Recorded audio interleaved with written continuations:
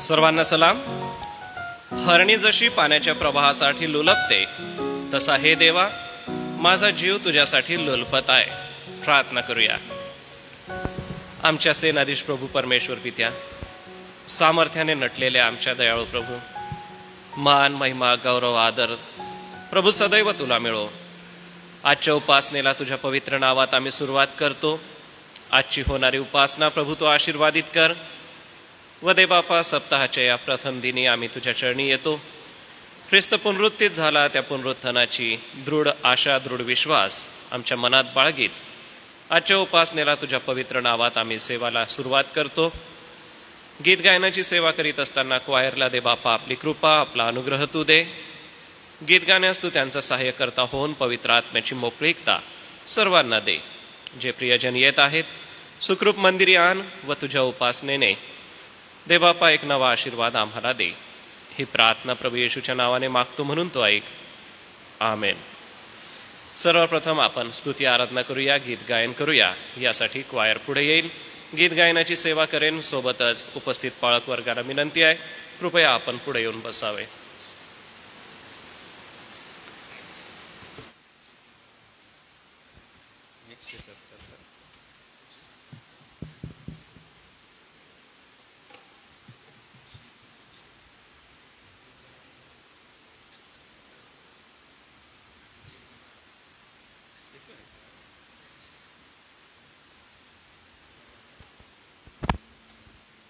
Hello. सर्वांना प्रभू येशूच्या नावात सलाम. आजच्या पवित्र वारी आपण सर्व मिळून आपल्या जिवंत दयाळू प्रभुदेव बापाची स्तुती आराधना करूया आणि आपल्या जीवनामध्ये त्याची इच्छा पूर्ण करावी म्हणून आपण स्वतःला त्याच्या पवित्र हातात आज सोपवून देऊ. तेरी इच्छा पूरी हो जाए, हाथों में तेरे जीवन है, मैं मिट्टी हूँ तू है कुम्हार, मुझको उठा मुझको बना. सुंदर गीत आहे. आपण सर्व मिळून प्रभूच्या स्तुतीसाठी गाऊया.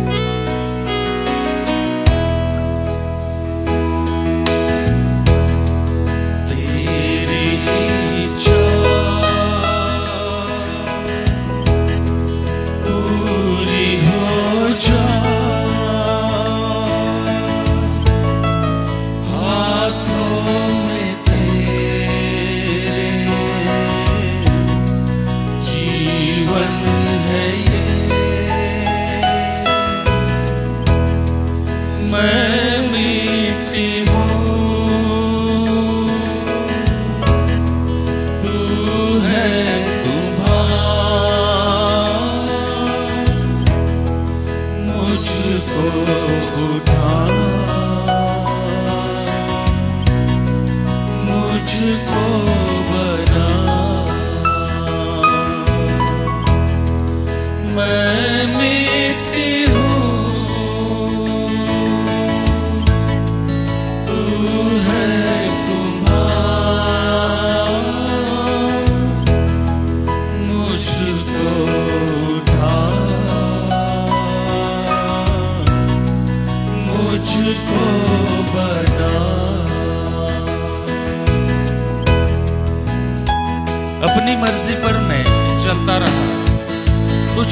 भी अपना न कहा, लेकिन प्रभु आज से मैं तेरे क्रूस को ले लेता हूं।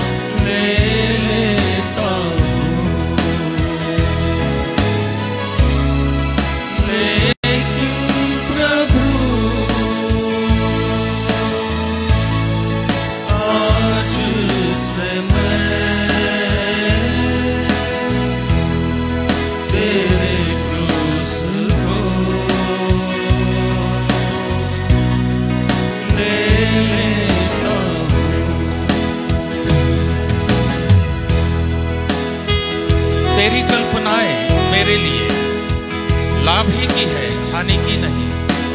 निश्चय प्रभु तेरे हाथों से पूरी होवेंगी मेरी आशाएं।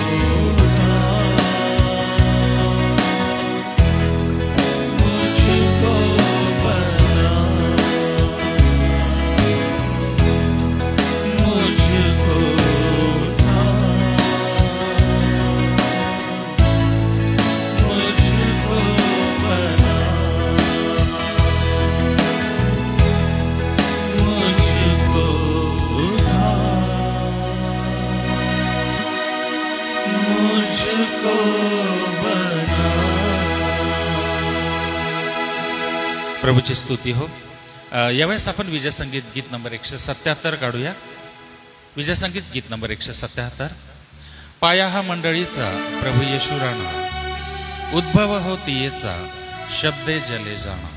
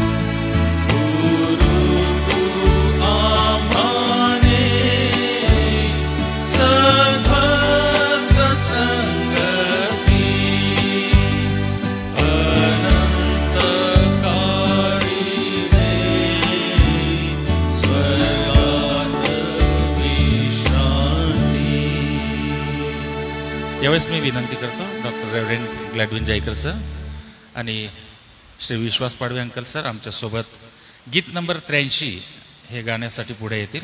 गीत नंबर 83 चेतीव आम्हा दिना पवित्र आत्म्या येऊनी.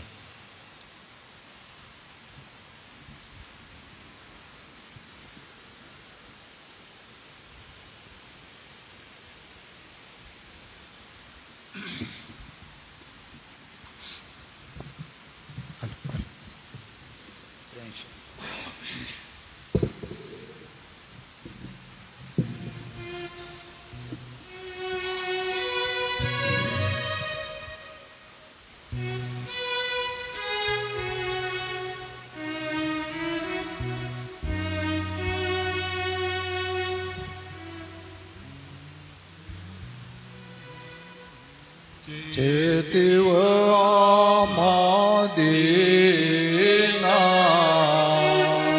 चेतिव आमादीना पवित्र आज्ञा येऊनी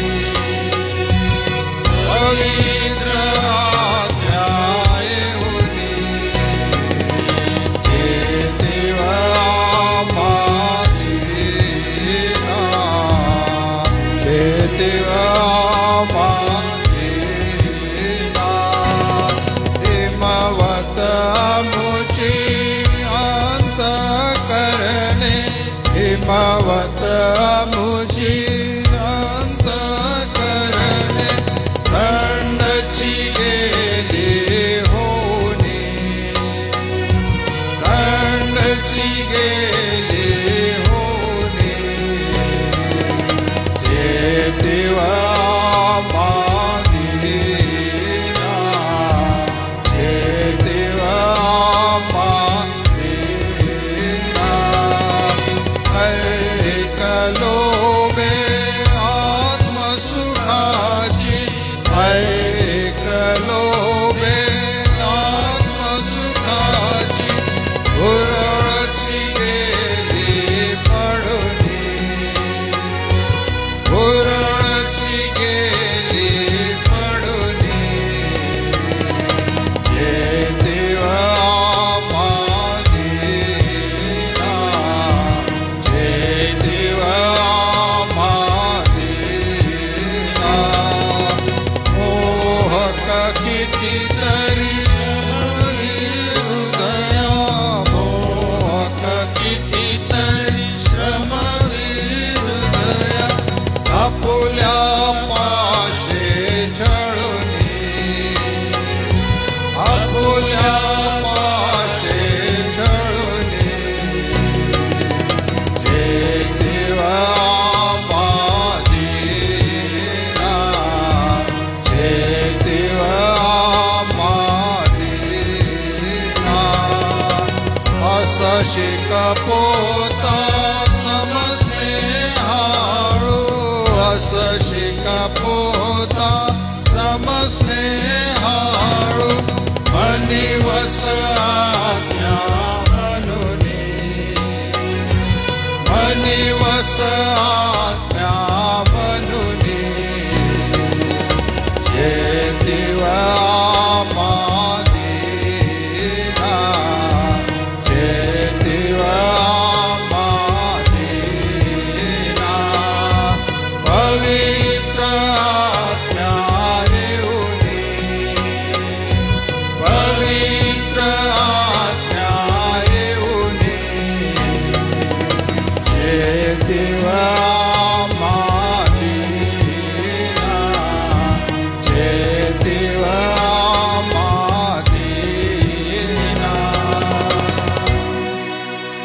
यावेळेस आपण आपल्या जागेवर उभं राहू. सर थांबले तरी चालेल. विजय संगीत गीत नंबर 179 आपण गाणार आहोत. विश्रांती वार येई आम्हाला हर्षवी चिंता व भार घेई सुंदर तेजस्वी. आपण आपल्या जागेवर उभं राहू. प्रभूला सन्मान देऊ. गीत नंबर 179.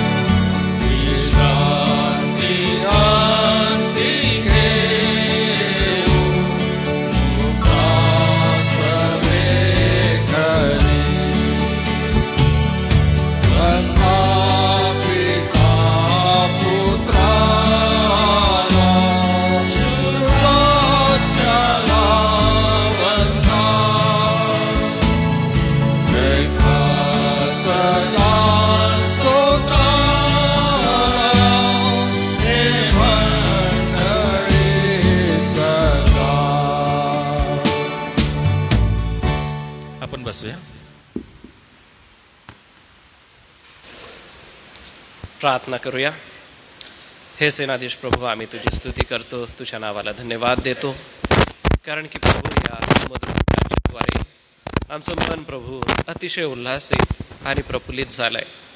प्रभू, तू इस्रायलाच्या वसनात, इस्रायलाच्या स्तवनात बसणारा परमेश्वर, असंख्य देवदूत प्रभू तुझी स्तुती आराधना करतात, तुझ्यासमोर गीत गायन करतात, स्तुतीचा गजर करतात. ते का करतात याचा अनुभव आज सकाळी पुन्हा एक वार तू आम्हाला दिला, ह्यासाठी उपकार मानतो. आजच्या उपासनेला तुझ्या हाती येतो प्रभू, तू आम्हाला चालीव. तुझ्या पवित्र आत्म्याच्या मोकळीकतेने नवा आशीर्वाद आम्हा सगळ्यांना तू दे प्रभू. आम्ही प्रार्थना, रदबदल्या, मध्यस्थी, उपकार, स्तुती तुझ्या अर्पणात सादर करणं आणि पवित्र वचनामध्ये स्वतःला न्याहाळणं हे करीत असताना होणारी उपासना तू आशीर्वादित कर. प्रार्थना तारणाऱ्या प्रभू येशूच्या गोड आणि सुमधुर नावात केली म्हणून तो ऐक. आमेन. आजच्या सकाळी आपण स्तोत्रसंहितेचं वाचन करणार आहोत. त्यासाठी आपण आपल्या पवित्र शास्त्रातून स्तोत्रसंहिता 38 साम नंबर 38 हे आपण घेणार आहोत. कृपा करून आपण आपल्या पवित्र शास्त्रामध्ये 38वां स्तोत्र काढावं.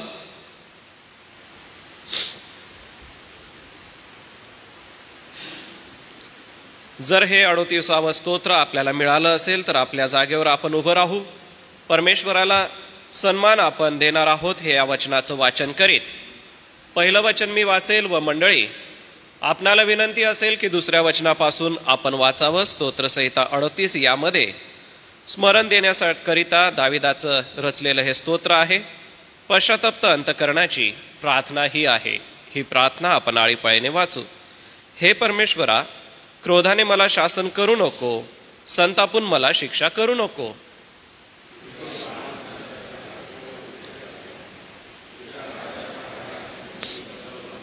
तुझ्या कोपामुळे माझ्या अंगी आरोग्य राहिले नाही, माझ्या पापामुळे माझ्या अस्थित स्वस्थता नाही.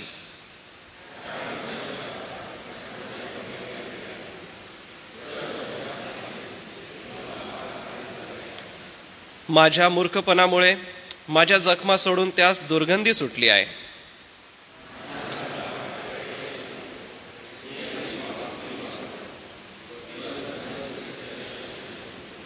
माझ्या कमरेला दाह सुटला आहे, माझ्या अंगी आरोग्य अगदीच राहिले नाही.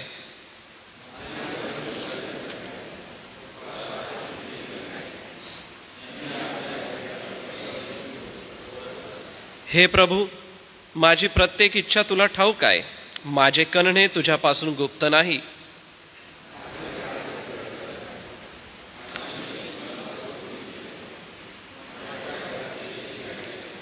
माझे प्रियजन व माझे मित्र माझी व्याधी पाहून दूर राहतात, माझे जवळचे आप्तजनही दूर उभे राहतात.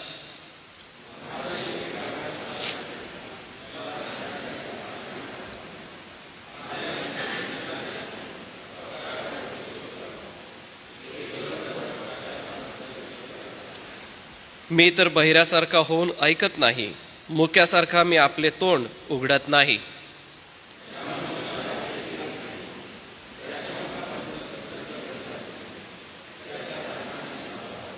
हे परमेश्वरा, मी तुझी आशा धरली आहे.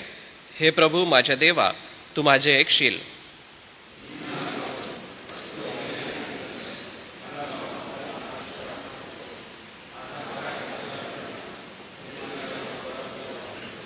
कारण मी तर पडण्याच्या बेतास आलो आहे, माझे दुःख माझ्यासमोर नित्य आहे.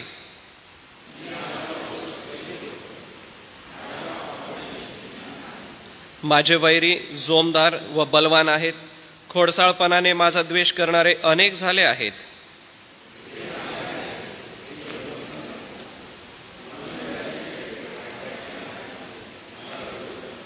हे परमेश्वरा, मला सोडू नको, माझ्या देवा माझ्यापासून दूर राहू नको.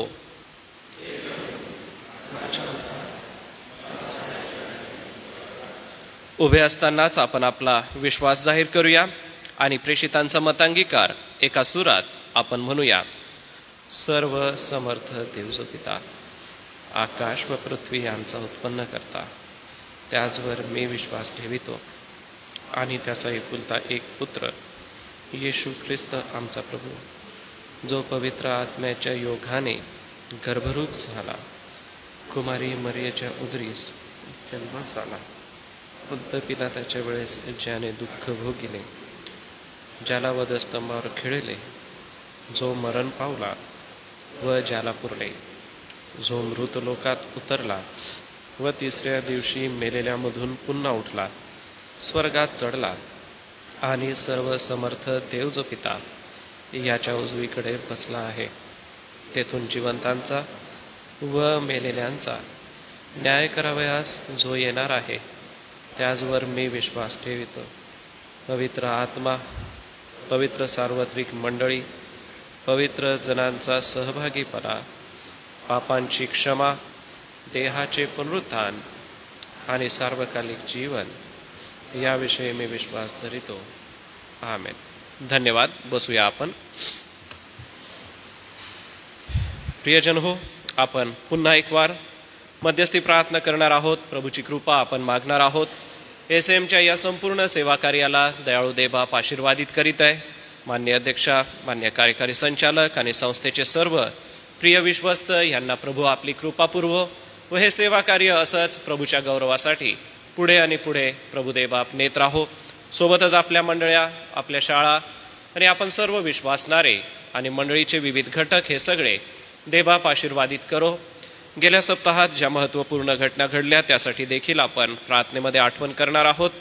विशेष प्रार्थना आज सकाळी आपण रेव्हरंड रोलन ओस्कारसन यांच्यासाठी करणार आहोत. रेव्हरंड रोलन ओस्कारसन पाळक साहेब हे गेल्या सप्ताहात काही काम करत होते आणि काम करता करता ते शिडीवरून पडल्यानंतर त्यांच्या पायाला, पाठीला आणि बरगड्यांना व हाताला दुखापत आहे. छोटीशी सर्जरी पण त्यांची झाली. तर ती देवबापाने आशीर्वादित करून त्यांना चांगलं आरोग्य द्यावं या प्रभूच्या दासाने आपल्यामध्ये पुष्कळ सेवा केलेली आहे. आताही ते सेवा करीत आहे. तर रेव्हरंड रोलन ओस्कारसन यांची आज सकाळी आपण प्रार्थनेत आठवण करूया. सोबतच मागच्या सप्ताहात रयता अक्कांना बरं नव्हतं, 2 दिवस दवाखान्यात जावं लागलं. देवबाप रयता अक्कांना आरोग्य देव. सोबतच प्रियांनो, डॉक्टर पद्माकर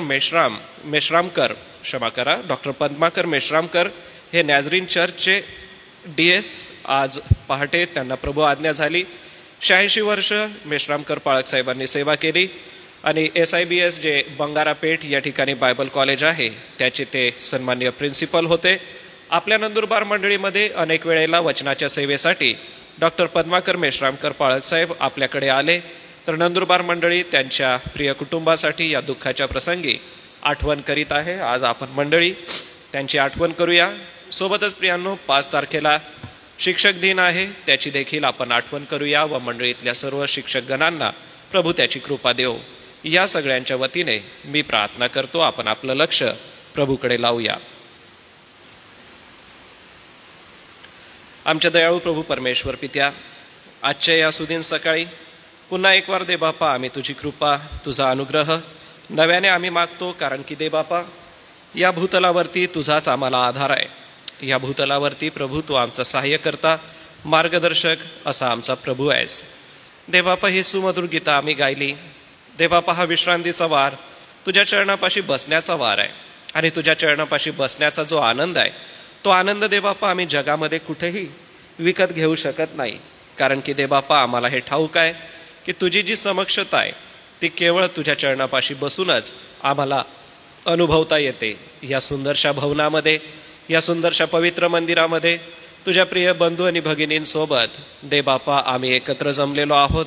हा आनंद तू आम्हासाठी दिलास म्हणून आम्ही आभार मानतो. कारण की देवबापा, जिथं तुझ्या पवित्र आत्म्याची उपस्थिती आहे तेथे तुझ्या समक्षतेचा अनुभव आम्हाला नेहमीच येतो. आणि प्रभू, आम्ही विश्वासणारे मोठ्या आनंदाने, मोठ्या उत्सुकतेने प्रति रविवारची वाट बघतो, यासाठी की आमचं एकत्र मिळणं व्हावं, यासाठी की प्रभू आम्ही तुझ्या गौरवी सेवा कार्याला अर्पण द्यावीत व ज्या प्रार्थना रदबदल्या आम्ही तुला केल्या त्यांच्याबद्दल आभार, उपकार, स्तुती आम्ही तुझ्या चरणी करावी. एवढंच नव्हे तर तुझ्या प्रिय दासाकडून काय आज पवित्र वचन आम्हाशी बोलणार आहे त्याचं देवबापा आम्ही आठवण करीत आजच्या उपासनेला पुन्हा एक वार तुझ्या चरणापाशी येतो आणि तुझी कृपा नव्याने आम्ही मागतो. दयाळू देवबापा, SAMचं हे सेवा कार्य तू खूप आशीर्वादित करीत आहे. प्रतिवर्षी देवबापा त्याच्यामध्ये भर पडत आहे. देवबापा, ज्या गौरवी सेवा कार्यासाठी तू नेमलंस, ह्या सेवा कार्याकडे ज्या प्रिय सरकारच्या अंमलाखाली आम्ही आहोत, देवबापा, त्यांचे सगळे नियम पाळीत त्यांनी देखील विविध क्षेत्रामध्ये, मग ते शालेय क्षेत्र असो, सामाजिक सेवेचं क्षेत्र असो, धार्मिक क्षेत्र असो, या सर्व क्षेत्रामध्ये देवबापा SAMच्या सेवेला नावाजलेला आहे. अनेक वेळेला सत्कार देखील केलेला आहे. देवबापा, आम्ही आभार मानतो ह्या सर्व कार्यासाठी, कारण की प्रभू, हा मान तुझा आहे, हा सन्मान तुझा आहे. जी सेवा देवबापा तू येथे जमलेल्या आम्हा सगळ्यांच्या खांद्यावर दिलेली आहे, ही सेवा देवबापा आम्ही करत आहोत, कारण की तू आम्हाला आधार आहेस, तू आम्हाला शक्ती देतो आणि बळ देतो. देवबापा, SAMचं वैभव असंच तू वाढव. SAMची सेवा अधिक लोकांपर्यंत पोचू दे व अनेकांना तुझ्याकडे आणण्यासाठी व अनेकांची जीवन पद्धती सुधारण्यासाठी प्रभू SAMचा तू नेहमीच उपयोग करून घे. ह्या गौरवी सेवा कार्यामध्ये आमच्या मान्य अध्यक्षा, आमचे मान्य कार्यकारी संचालक, आमच्या संस्थेचे सर्व विश्वस्त हे अहोरात्र प्रयत्न करीत आहे, कष्ट घेत आहे. आमची प्रार्थना आहे देवबापा, त्यांच्या कष्टाला तू उत्तर दे. त्यांच्या सर्व श्रमांचं फळ देवबापा येत्या दिवसांमध्ये दिसून येऊ दे. आणि प्रभू, या संस्थेची अशीच उन्नती होण्यासाठी जो दूरदृष्टिकोन आणि ज्या प्रार्थना, जी साधनं आणि जो पुरवठा देवबापा तू या सर्व प्रिय पदाधिकारी वर्गांना केलेला आहे, येथून पुढे देखील तू कर देवबापा. आणि या सर्वस्वाच्या द्वारे तुझं नाव उंचवलं जाऊ दे, तुझ्या नावाला अतिउंच केलं जाऊ दे, तुझ्या नावाचा प्रसार होऊ दे देवबापा. यासोबतच देवबापा, आम्ही प्रार्थना करतो आमच्या सर्व मंडळांसाठी आणि मंडळांच्या द्वारे होत असलेल्या सेवा कार्यांसाठी, कारण की प्रभू, विविध चर्चेस आहेत, काही ठिकाणी भाषा आहे, काही ठिकाणी शहरी परिस्थिती आहे, तर काही ठिकाणी ग्रामीण आहे. परंतु अशा सर्व परिस्थितीमध्ये SAMने व SAMच्या सेवा कार्याने आजवर देवबापा अतिशय पवित्र शास्त्राला दृढ राहून तुझ्या पवित्र वचनाची सेवा केली. कितीतरी पिढ्या देवबापा मंडळे आणि चर्चेसच्या या सेवा कार्यामध्ये पुढे आलेल्या आहेत. आमच्या पूर्वजांची आम्ही आठवण करतो, कारण की प्रभू, ते तुझ्या दृढ विश्वासात होते. मरी, पटकी, प्लेग याच्यासारख्या आजारांमध्ये देखील प्रभू ते दृढ विश्वासामध्ये राहिले. आणि प्रभू, अशा विश्वासामध्येच आज या पिढीमध्ये तू आम्हाला ठेवलेलं असताना या सर्व सेवा कार्याचं ऋण म्हणून प्रभू, आम्ही जी सेवा करीत आहोत ती आशीर्वादित कर. सर्व मंडळांचे पाळकवर्ग, मंडळांचे सुवार्तिक, यासोबतच मंडळांचे अध्यक्ष, मंडळांचे खजिनदार आणि सर्व मंडळीमध्ये सेवा करणारे सचिव आणि पंचमंडळ, या सगळ्यांची आम्ही आठवण करतो. कारण की देवबापा, ही व्यवस्था आहे, कारण तू व्यवस्थेचा देव आहेस, तुला आवडतं व्यवस्था ठेवायला. आणि म्हणून देवबापा, तू निर्मितीलाही प्रत्येक दिवसामध्ये विभाजन केलं. आणि प्रभू, तू विश्रांतीचा एक वार सुद्धा घेतला, यासाठी की प्रभू तुझ्याकडे नियोजन आहे, तुझ्याकडे शिस्तबद्ध पद्धत आहे. आणि म्हणून मंडळांमध्ये जी शिस्त लावली जात आहे, शिस्तप्रिय अशा मंडळ्या पुढे येत आहेत. देवबापा, आम्ही आभार मानतो आणि तुझं नाव उंचवितो. मंडळांचं सेवा कार्य देवबापा खूप आशीर्वादाचं असं कर. यासोबतच प्रिय प्रभू, आम्ही प्रार्थना करतो मंडळीमध्ये सेवा करत असताना आमचं महिला मंडळ, आमचं तरुण संघ, आमच्या संडे स्कूलचे विद्यार्थी आणि संडे स्कूलचे सर्व शिक्षक, आमचे तरुण संघातले सर्व विद्यार्थी आणि तरुण संघाचे अध्यक्ष, या सगळ्यांसाठी मोठ्या विश्वासाने तुझ्याकडे आम्ही मागत आहोत देवबापा. कारण की प्रभू, लेकरं हे टीनएजमध्ये असतात आणि या पौढावस्थेमध्ये ते वेगवेगळ्या गोष्टी शिकत असतात. आणि म्हणून देवबापा, या दिवसात त्यांच्यावरती तुझ्या पवित्र वचनाचे संस्कार घडवत असताना आम्ही देखील यहोशवासारखं असं म्हणू शकतो की मी आणि माझे घराणे तर परमेश्वराची सेवा करणार.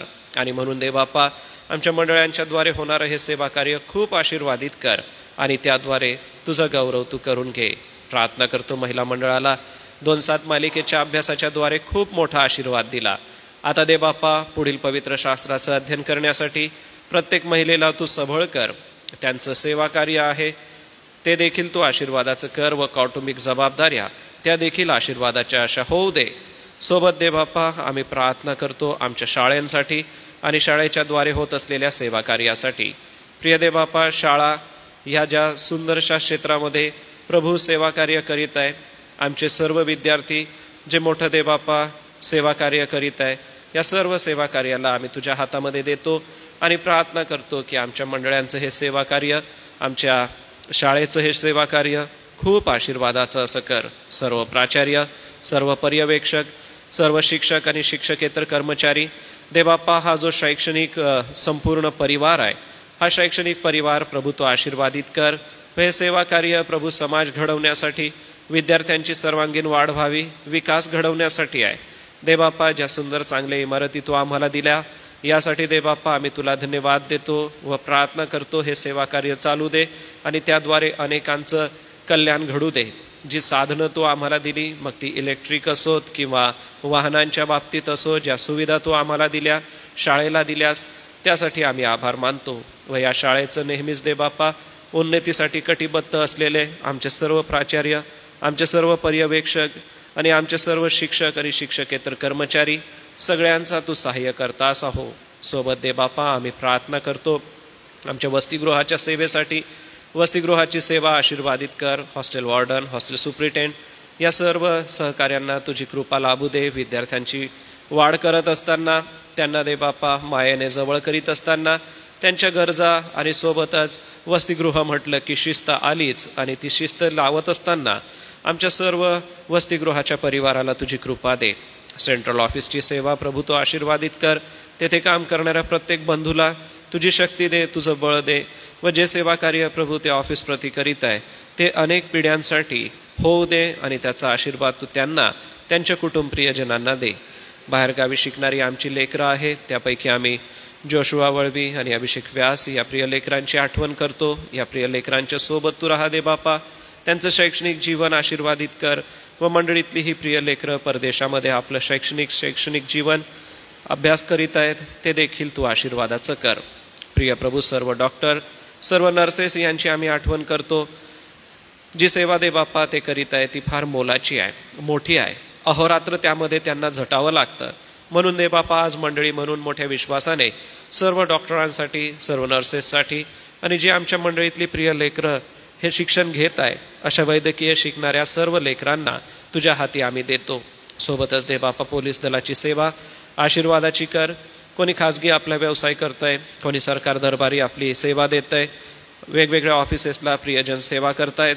दे बापा ती तू आशीर्वादित कर आणि त्याद्वारे तुझं गौरव तू करून घे. आमच्या मंडळीतले हे प्रियजन दे बापा जी सेवा करीत आहे त्यामध्ये तू त्यांच्या सोबत आहेस.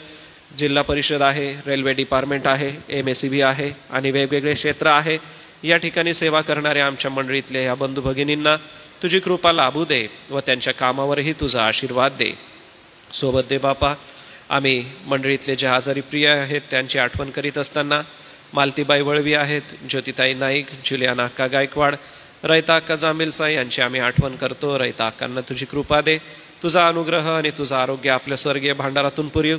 सोबतच दे बापा आम्ही सुरेश ठाकूर यांची आठवण करतो. सुरेश ठाकूर यांना देखील आपला अनुग्रह तू दे दे बापा. आनंदीबाई जयकर आहेत, सापाबाई शिंदे, राजेंद्र बोरा आहेत, अरुणा सुतारी यांची आम्ही आठवण करतो. प्रभू तू त्यांच्यासोबत आहेस. कांता सिस्टर यांना जे आरोग्य तू देत आहे त्यासाठी आभार मानतो. रुही माने या लहान बालिकेसाठी तुझ्या चरणापाशी येऊन विनंती करतो. या लहान बालिकेला तुझी कृपा आणि आरोग्य दे. आम्ही यशस्वी शिरसाट सरांची आठवण करतो. दे बापा शिरसाट सरांना चांगलं आरोग्य आपल्या स्वर्गीय भांडारातून दे. सोबत सुभाष वळवी आहेत, जेहरसिंग वसावे आहेत. दे बापा या प्रियांना तुझं आरोग्य देऊन आपली कृपा असू दे. सोबतच श्री PD लवणे आहेत, सुवार्ताबाई मसीदास आहे, कामिनाबाई गायकवाड आहेत. या सर्वांना दे बापा आम्ही तुझ्या कृपाळू हातात ठेवतो. त्यांचं आरोग्य तू त्यांना द्यावंस अशी कृपा पुरवतो. सोबत दे बापा आमच्या मंडळीमध्ये जे आजारी प्रियजन आहेत आणि जे वडील वृद्ध आहेत त्यामध्ये आम्ही नलिनीबाई मोजेस यांची आठवण करतो. नलिनीबाईंना तुझी कृपा आणि आरोग्य दे.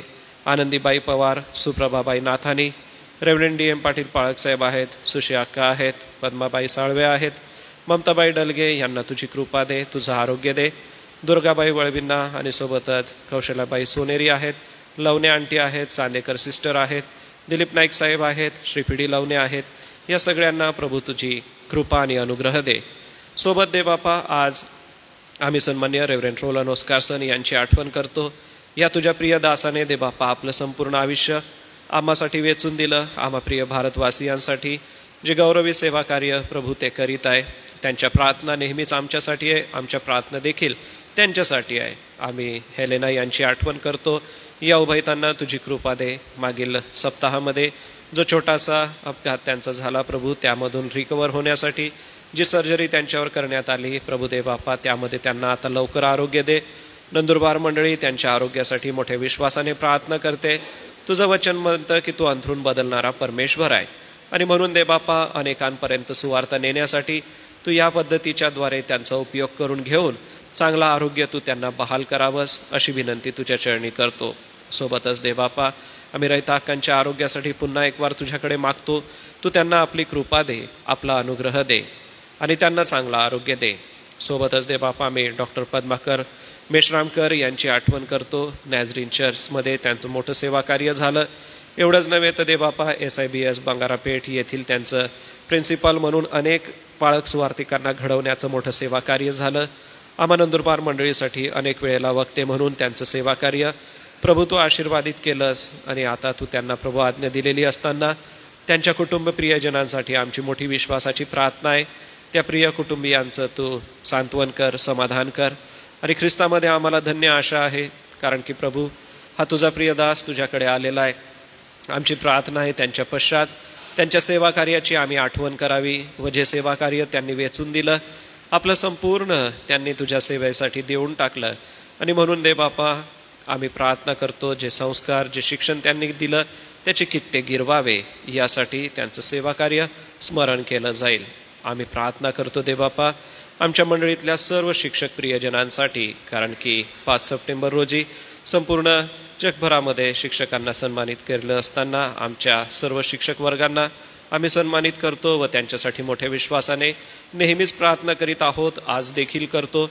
होणारा शिक्षक दिन आम्हा शिक्षक वर्गांसाठी आशीर्वादाचा असा होऊ दे. शिक्षक विद्यार्थ्यांना घडवीत असताना विद्यार्थ्यांचं संगोपन करीत असताना पालक बनावं लागतं, कधी मित्र बनावं लागतं, कधी मैत्रीण बनावं लागतं. हे त्यांचं सेवा कार्य प्रभू आशीर्वादाचं कर व संस्थेच्या उन्नतीसाठी शाळेच्या प्रगतीसाठी प्रत्येक शिक्षकाने झटावं, आपलं बेस्ट आणि बेस्ट द्यावं. यासाठी दे बापा शिक्षक वर्गांवरती तुझा पवित्र आत्म्याचा वर्धहस्त तू दे. सुबुद्धी, शहाणपण, सर्व प्रकारचं कलागुण आणि कौशल्य आपल्या स्वर्गीय भांडारातून तू त्यांना पुरीव पित्या. दे बापा आजच्या या सकाळी पुन्हा एक वार आम्ही पावसासाठी मोठ्या विश्वासाने तुझ्याकडे मागतो कारण आता ऋतुमान बदलत आहे आणि अशा या बदलत्या ऋतुमानामध्ये तू आपली कृपा करावी अशी विनंती आमची तुझ्या चरणापाशी आहे. आमची प्रार्थना आहे दे बापा कारण आमच्या परिसरामध्ये आम्हाला पाऊस हवा आहे. आमचे डॅम भरले जाऊ दे यासाठी की कसल्याही प्रकारे पुढच्या महिन्यांमध्ये कसल्याही प्रकारचा दुष्काळ हा होऊ नये तर सुकाळ आणि चांगली परिस्थिती अशी असावी. सोबतच दे बापा सर्व व्यवस्थेला सर्व कारभाराला तुझ्या हाती देतो आणि आज दे बापा जे पवित्र वचन आम्ही मननचिंतन करणार आहोत त्या मननचिंतनाच्या विषयाकडे आम्ही जातो. आजची होणारी वचनाची सेवा देखील तू आशीर्वादित कर. मंडळीतील प्रत्येक प्रियजन ज्या मोठ्या विश्वासाने तुझ्याकडे प्रार्थना करीत आहे दे बापा तुझं वचन म्हणतं की तू मनोरथ पूर्ण करणारा परमेश्वर आहे. दे बापा तू प्रार्थना ऐकून उत्तर दे अशी आमची तुझ्या चरणी विनंती आहे. सारा आदर दे बापा आम्ही तुला देतो. मान महिमा दे बापा आम्ही अर्पण करतो. ही प्रार्थना तारणाऱ्या प्रभू येशू ख्रिस्ताच्या गोड आणि सुमधुर नावात केली म्हणून तो ऐक. आमेन. या वेळेला वेळ आहे दानार्पणाची तर त्यासाठी दानार्पणाच्या गीत गायनाच्या सेवेसाठी क्वायर पुढे येईल व गीत गायनाची सेवा करेन व आणलेलं दान आपण प्रभूच्या भांडारात अर्पण करूया.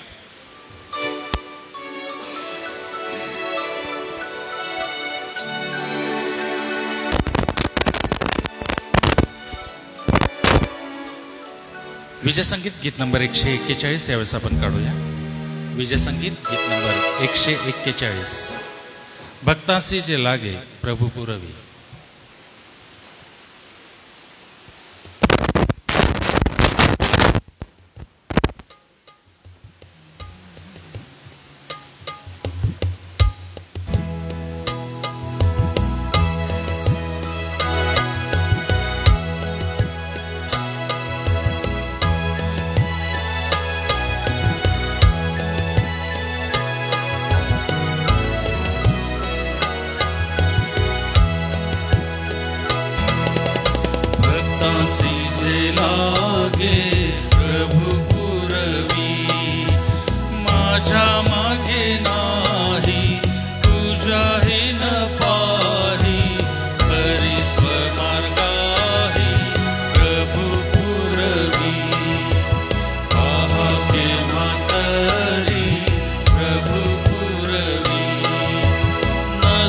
माझ्या काळी की तुझ्या सुवेळी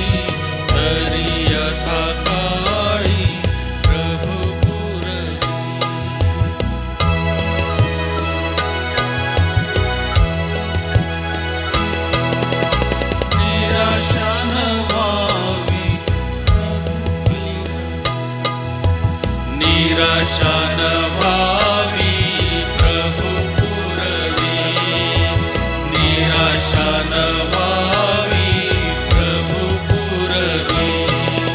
सद्वचन त्याचे नाही ढळायाचे, हे प्रमाण साचे प्रभू पुरवी, हे प्रमाण साचे प्रभू पुरवी. हर्षाने चालावे प्रभू चालवी, हर्षाने चालावे प्रभू चालवी. मार्ग तू क्रमूनी विजयी होऊनी, काशील स्तवूनी प्रभू पुरवी, काशील स्तवूनी प्रभू पुरवी. भक्तासी जे लागे प्रभू पुरवी, आहे प्रभू पुरवी. माझ्या मार्गे नाही तुझ्याही न पाही, करी स्वमार्गाही प्रभू पुरवी, करी स्वमार्गाही प्रभू पुरवी. पाहके म्हातारी प्रभू पुरवी, पाहके म्हातारी प्रभू पुरवी. नसो माझ्या काळी मी तुझ्या सुवेळी, तरी यथा काळी प्रभू पुरवी. भक्तासी जे लागे प्रभू पुरवी.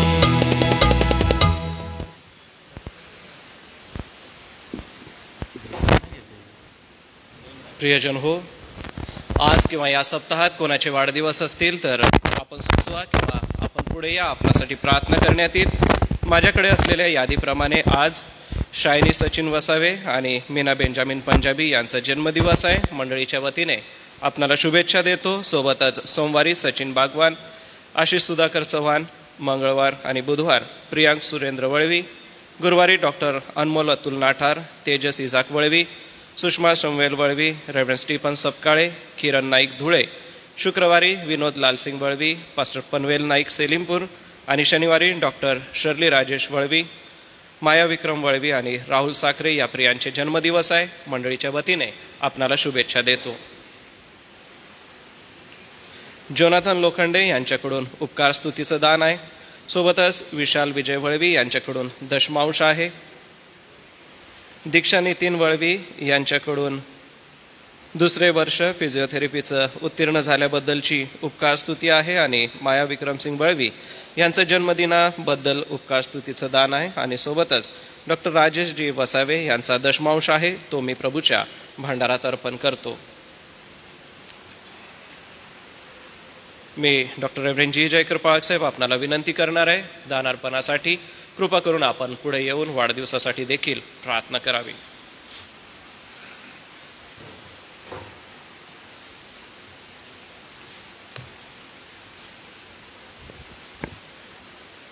प्रार्थना करूया.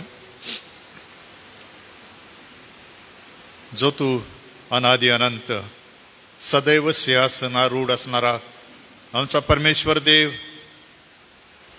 जो तू आमचा निर्माण करता आणि तारणहार, प्रभू येशू ख्रिस्ताच्या द्वारे आम्हाला वाचवणारा देव, आमची काळजी घेणारा व योग्य वेळी पुरवठा करणारा देव, आम्ही तुझी स्तुती प्रशंसा करतो देव बापा, की आज ही पुन्हा एकदा तू आम्हाला संधी दिली की आम्ही असावं तुझ्या समवेत, तुझ्या संगतीचा आनंद घ्यावा, तुझं गुणगान गावं, तुझी देण्याने सेवा करावी, तुझं वचन आमच्याकडे यावं, तू वचनाने आम्हाला शुद्ध आणि पवित्र करावं, आमची वाढ सद्गुणात व्हावी आणि तुझ्या राज्यामध्ये प्रवेश करीपर्यंत आम्ही आपल्या विश्वासात टिकावं. म्हणून जे आज या आमच्या मातृभूमीमध्ये तू आम्हाला संधी दिलीस त्याबद्दल आम्ही तुझा धन्यवाद करतो. सोबतच आम्ही तुझी प्रशंसा करतो, कारण तू ह्या मागील दिवसामध्ये अनेक उपकार आम्हावर केले. त्या सर्वांचा आम्ही उतराई होऊ शकत नाही, पण तू मनापासून म्हणतो की हे परमेश्वरा, तू येथवर आमचा सहाय्य झाला, तू आमचा आश्रयाचा सहाय्याचा खडक झालास, तू आमचा एबेनेझर झालास, म्हणून आम्ही तुझी स्तुती करतो. आम्ही प्रार्थना करतो की देण्याची सेवा करण्याची ही जी संधी तू आम्हाला दिली, हे दान तू आपल्या हाती घे, हे पवित्र कर, त्याला बहुगुणित करून तुझ्या राज्याच्या वाढीसाठी याचा विनियोग व्हावा असं तू कर. तुझ्या दास आणि दासींच्या गरजा याद्वारे भागवल्या जाव्यात. सोबत तुझं राज्य वाढावं, मंडळी वाढावी असं वरदान तू आम्हा सर्वांना दे. अधिक देण्यासाठी, तुझी सेवा करण्यासाठी आम्हाला शिकीव अशी आम्ही तुला विनंती करतो. या दानातला जितक्यांनी मोठ्या प्रामाणिकपणे कष्टाने अर्पण म्हणून आणलेलं आहे त्या प्रत्येकाला तू आशीर्वाद दे अशी आम्ही तुला विनंती करतो. यावेळेस आम्ही तुझा धन्यवाद करतो. अनेक जणांचा वाढदिवस या दिवसामध्ये आहे. त्यापैकी Prabhu Shaini Vasave, Meena Benjamin Punjabi, Sachin Bagwan, Ashish Chavan, Priyanka Surendra Valvi, doctor Anmol Nathar, Tejas Valvi, Sushma Valvi, Stephen Sapkale Palsaheb, Kiran Naik, Vinod Valvi, Panvel Naik, त्याचप्रमाणे डॉक्टर शर्ली राजेश वळवी, माया विक्रम वळवी, राहुल साखरे आणि असे असंख्य आहेत की ज्यांना तू हा दिवस या दिवसामध्ये दाखविला आहे. प्रभू, या सर्वांचं तू रक्षण कर, त्यांना आशीर्वाद दे, त्यांची वाढ तुझ्या कृपेत आणि सद्गुणात कर. तुझ्या राज्यासाठी त्यांना दिलेलं शिक्षण, त्यांचा व्यवसाय तू आशीर्वादित कर, त्यांचं जीवन तू आशीर्वादित कर. हे सर्व होत असताना तू त्यांच्याद्वारे गौरविला जा. त्यांच्या ज्या गरजा अडचणी असतील त्यासुद्धा तू निवारण कर. योग्य वेळी त्यांना पुरवठा करून तू त्यांचा सुद्धा यहोवा जिरे आहेस हे त्यांना समजू दे अशी आम्ही तुला विनंती करतो. यासोबत आम्ही आपल्या स्वतःच्या वैयक्तिक कौटुंबिक गरजा अडचणी आव्हानं ते पण तुला सोपवितो. तुझा हात आम्हावर असू दे, तुझी दया आणि कृपा आम्हावर असू दे. आम्ही सर्व या दानासह तुला शरण येतो. देवापा, यांचा आणि आमचा तू स्वीकार कर, कारण की ही विनंती आम्ही आमचा तारणारा प्रभू येशू ख्रिस्त याच्या नावाने करतो म्हणून तू ऐक. आमेन.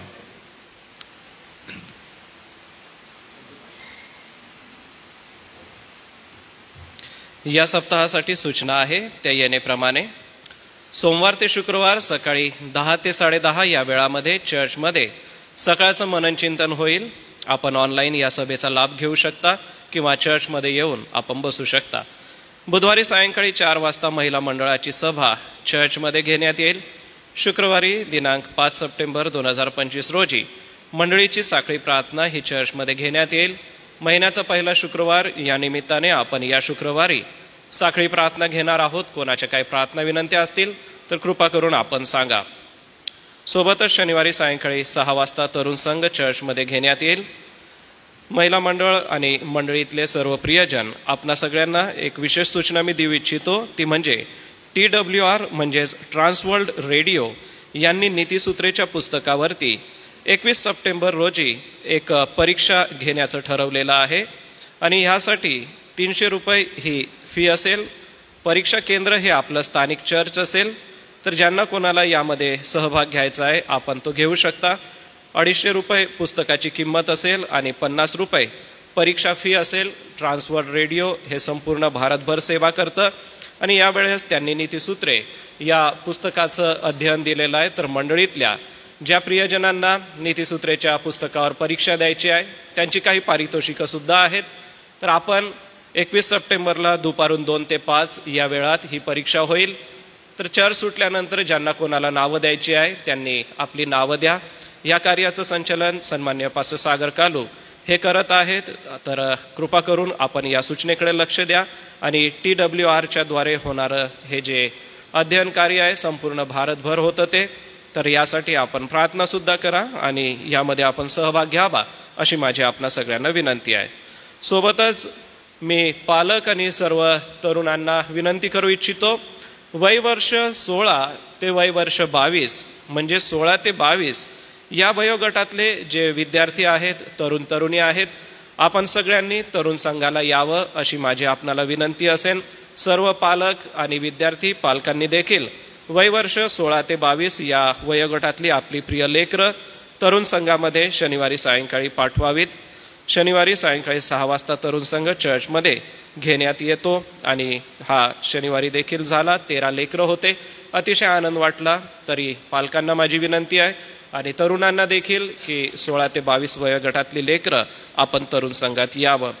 सोबतच येत्या रविवारी दिनांक 7 सप्टेंबर 2025 रोजी मंडळीचा प्रभुभोजन विधी होईल. महिन्याचा पहिला रविवार आपण प्रभुभोजन विधी घेतो, तर पहिला रविवार असल्याने आपण प्रभुभोजन विधी घेऊ.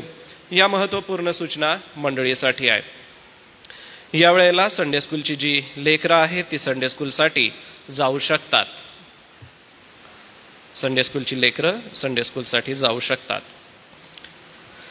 आजच्या उपासनेमध्ये देवाच्या पवित्र वचनाचा आपण मनन चिंतन करणार आहोत आणि त्यासाठी आज मी एक जुन्या करारातला शास्त्र भाग आपणा समोर घेणार आहे. जुन्या करारामध्ये आपण गणनाचं पुस्तक काढूया. या गणनाच्या पुस्तकामध्ये अध्याय 13 हा आपण काढू. या 13व्या अध्यायामध्ये वचन 25 पासून थोडंसं लक्ष देऊया. घटना अशी घडलेली आहे की कनान देशाच्या हेरगिरीसाठी मोशेला देवाने आज्ञा दिली आणि 12 हेर कनान देश हेरण्यासाठी गेले. कनान देश जो परमेश्वराने वचनदत्त देश सांगितला होता, जो देश ज्याच्यामध्ये जाऊन इस्रायली लोकांना राहायचं होतं, देवाने अब्रामाशी केलेला करार हा तिथं देवा पूर्ण करणार होता. आणि त्या देशाच्या आता सीमेवर ते आलेले आहेत. परंतु अगोदर 12 जासूस त्या ठिकाणी पाठवले. देशाची पूर्ण माहिती त्यांनी काढली आणि येऊन ती माहिती मोशेला, अहरोनाला आणि लोकांना त्यांनी दिली. पण याच्यामध्ये असं झालं की 10 हेर जे होते त्यांनी नकारात्मक गोष्ट सांगितली की तिथले लोक फार बलिष्ठ आहे, फार कठीण आहे, आपण जिंकू शकणार नाही, आपण हारून जाऊ, आपण उगीच येथे आलो, अशा नकारात्मक गोष्टी सांगितल्या. परंतु यहोशुवा आणि कालेब हे 2 तरुण त्यांच्यामध्ये होते जे हेरगिरी करायला गेले होते. त्यांनी चांगली बातमी सांगितली की नाही, ते जरी बलाढ्य आहे, ते जरी मोठे आहेत, शत्रू आहेत, पण एक लक्षात ठेवा की देव आमच्या संगती आहे आणि देव आम्हाला विजय देईल. तर हे सगळं बघत असताना आज या उपदेशातून किंवा आजच्या वचनातून आपण हे शिकणार आहोत की घाबरू नका, परमेश्वर आमच्या संगती आहे. त्यासाठी बघा वचन 25, 13वा अध्याय 25 पासून पुढे. देश हेरून ते 40 दिवसांनी परत आले. ते हेर पारान रानातील कादेश येथे मोशे, अहरोन व इस्रायलाची सर्व मंडळी यांच्याकडे आले आणि त्यांनी त्यांना व सर्व मंडळीला सर्व हकीकत सांगितली आणि त्या देशाची फळे दाखवली. ते मोशेला म्हणाले की ज्या देशात तू आम्हाला पाठवले त्या देशात आम्ही गेलो. त्यात खरोखरच दुधामधाचे प्रवाह वाहत आहेत. तेथली ही फळे पहा. त्या देशाचे रहिवासी मात्र बलवान आहेत आणि तेथील नगरे तटबंदीची असून फार मोठी आहेत. तेथे अनाकाचे वंशजही आम्ही पाहिले.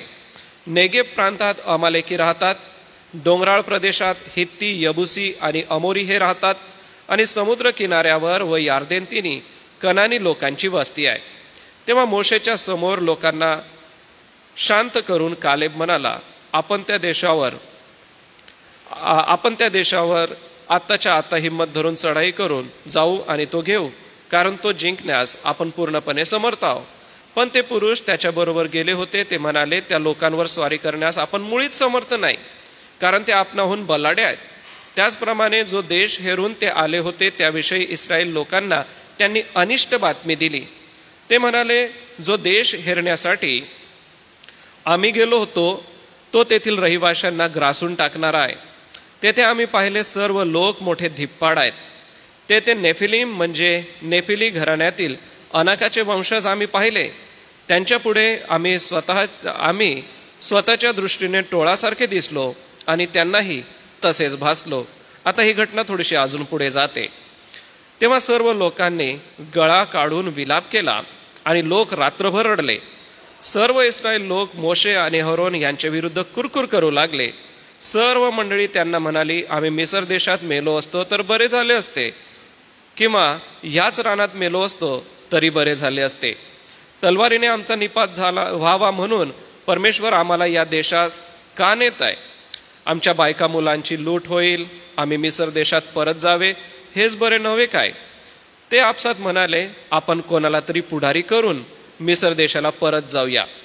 तेव्हा मोशे व अहरोन तेथे जमलेल्या इस्रायलच्या सर्व मंडळीसमोर पालथे पडले आणि देश हेरून आलेल्यांपैकी नूनाचा मुलगा यहोशवा व यफुन्नेचा मुलगा कालेब यांनी आपले कपडे फाडले आणि ते इस्रायल लोकांच्या सर्व मंडळीला म्हणाले, चहूकडे फिरून आम्ही जो देश हेरून आलो तो अतिशय उत्तम आहे.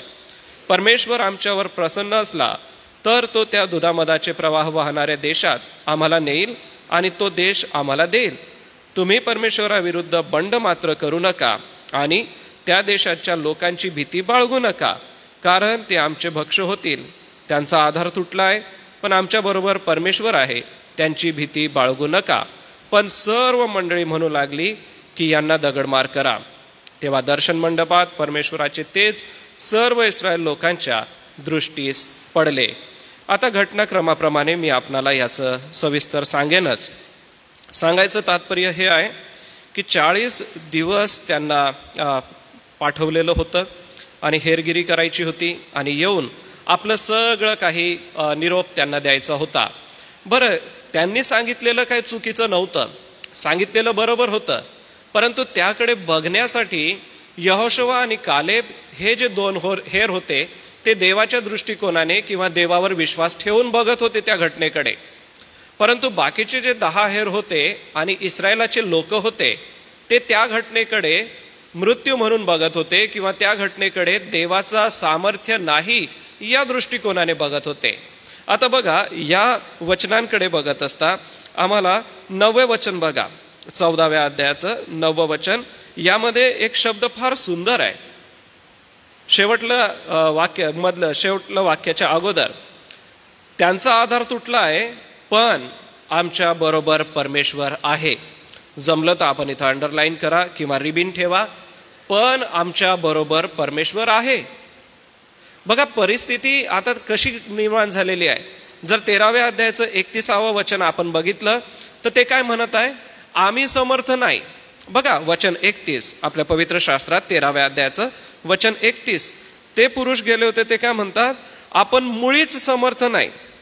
32व्या वचनामध्ये ते काय म्हणतात? अनिष्ट बातमी आणलेली आहे की तेथले लोक कसे आहेत? धिप्पाड आहेत. एवढंच नव्हे तर तेथे नेफिलीम आहेत असं ते म्हणतात. ते म्हणतात की तेथे अनाकाचे वंशज आहोत आणि आम्ही त्यांच्या समोर टोळासारखे दिसलो.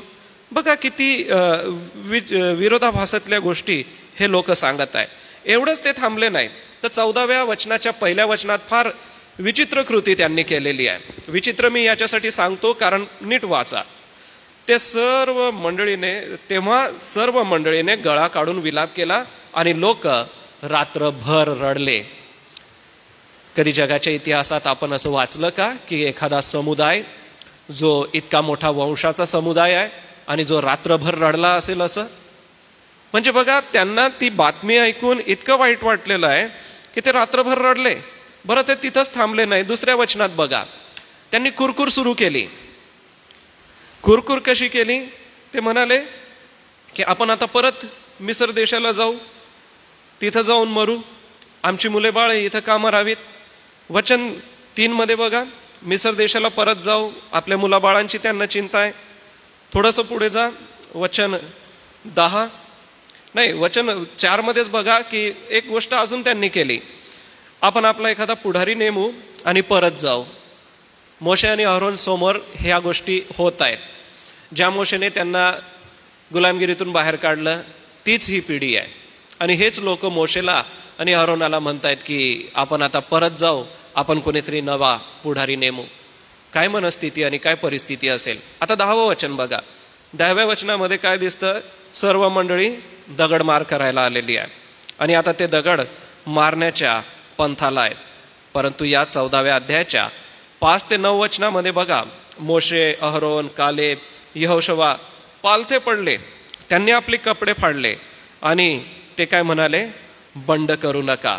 स्पष्टपणे त्यांनी सांगितलं की कृपा करून तुम्ही बंड करू नका. वचन 9, तुम्ही परमेश्वराविरुद्ध बंड मात्र करू नका. किती कठीण परिस्थिती आहे, नाही का? एक साधी घटना आहे. ज्याचं वचन देवाने अब्राहमाला दिलं होतं की मी तुम्हाला कनान देशात वचन दत्त, जेथे दुधामधाचे प्रवाह वाहतात, तेथे मी तुम्हाला घेऊन जाईन. ही घटना सत्य होती की परमेश्वर त्यांना तेथे घेऊन जाणार होता.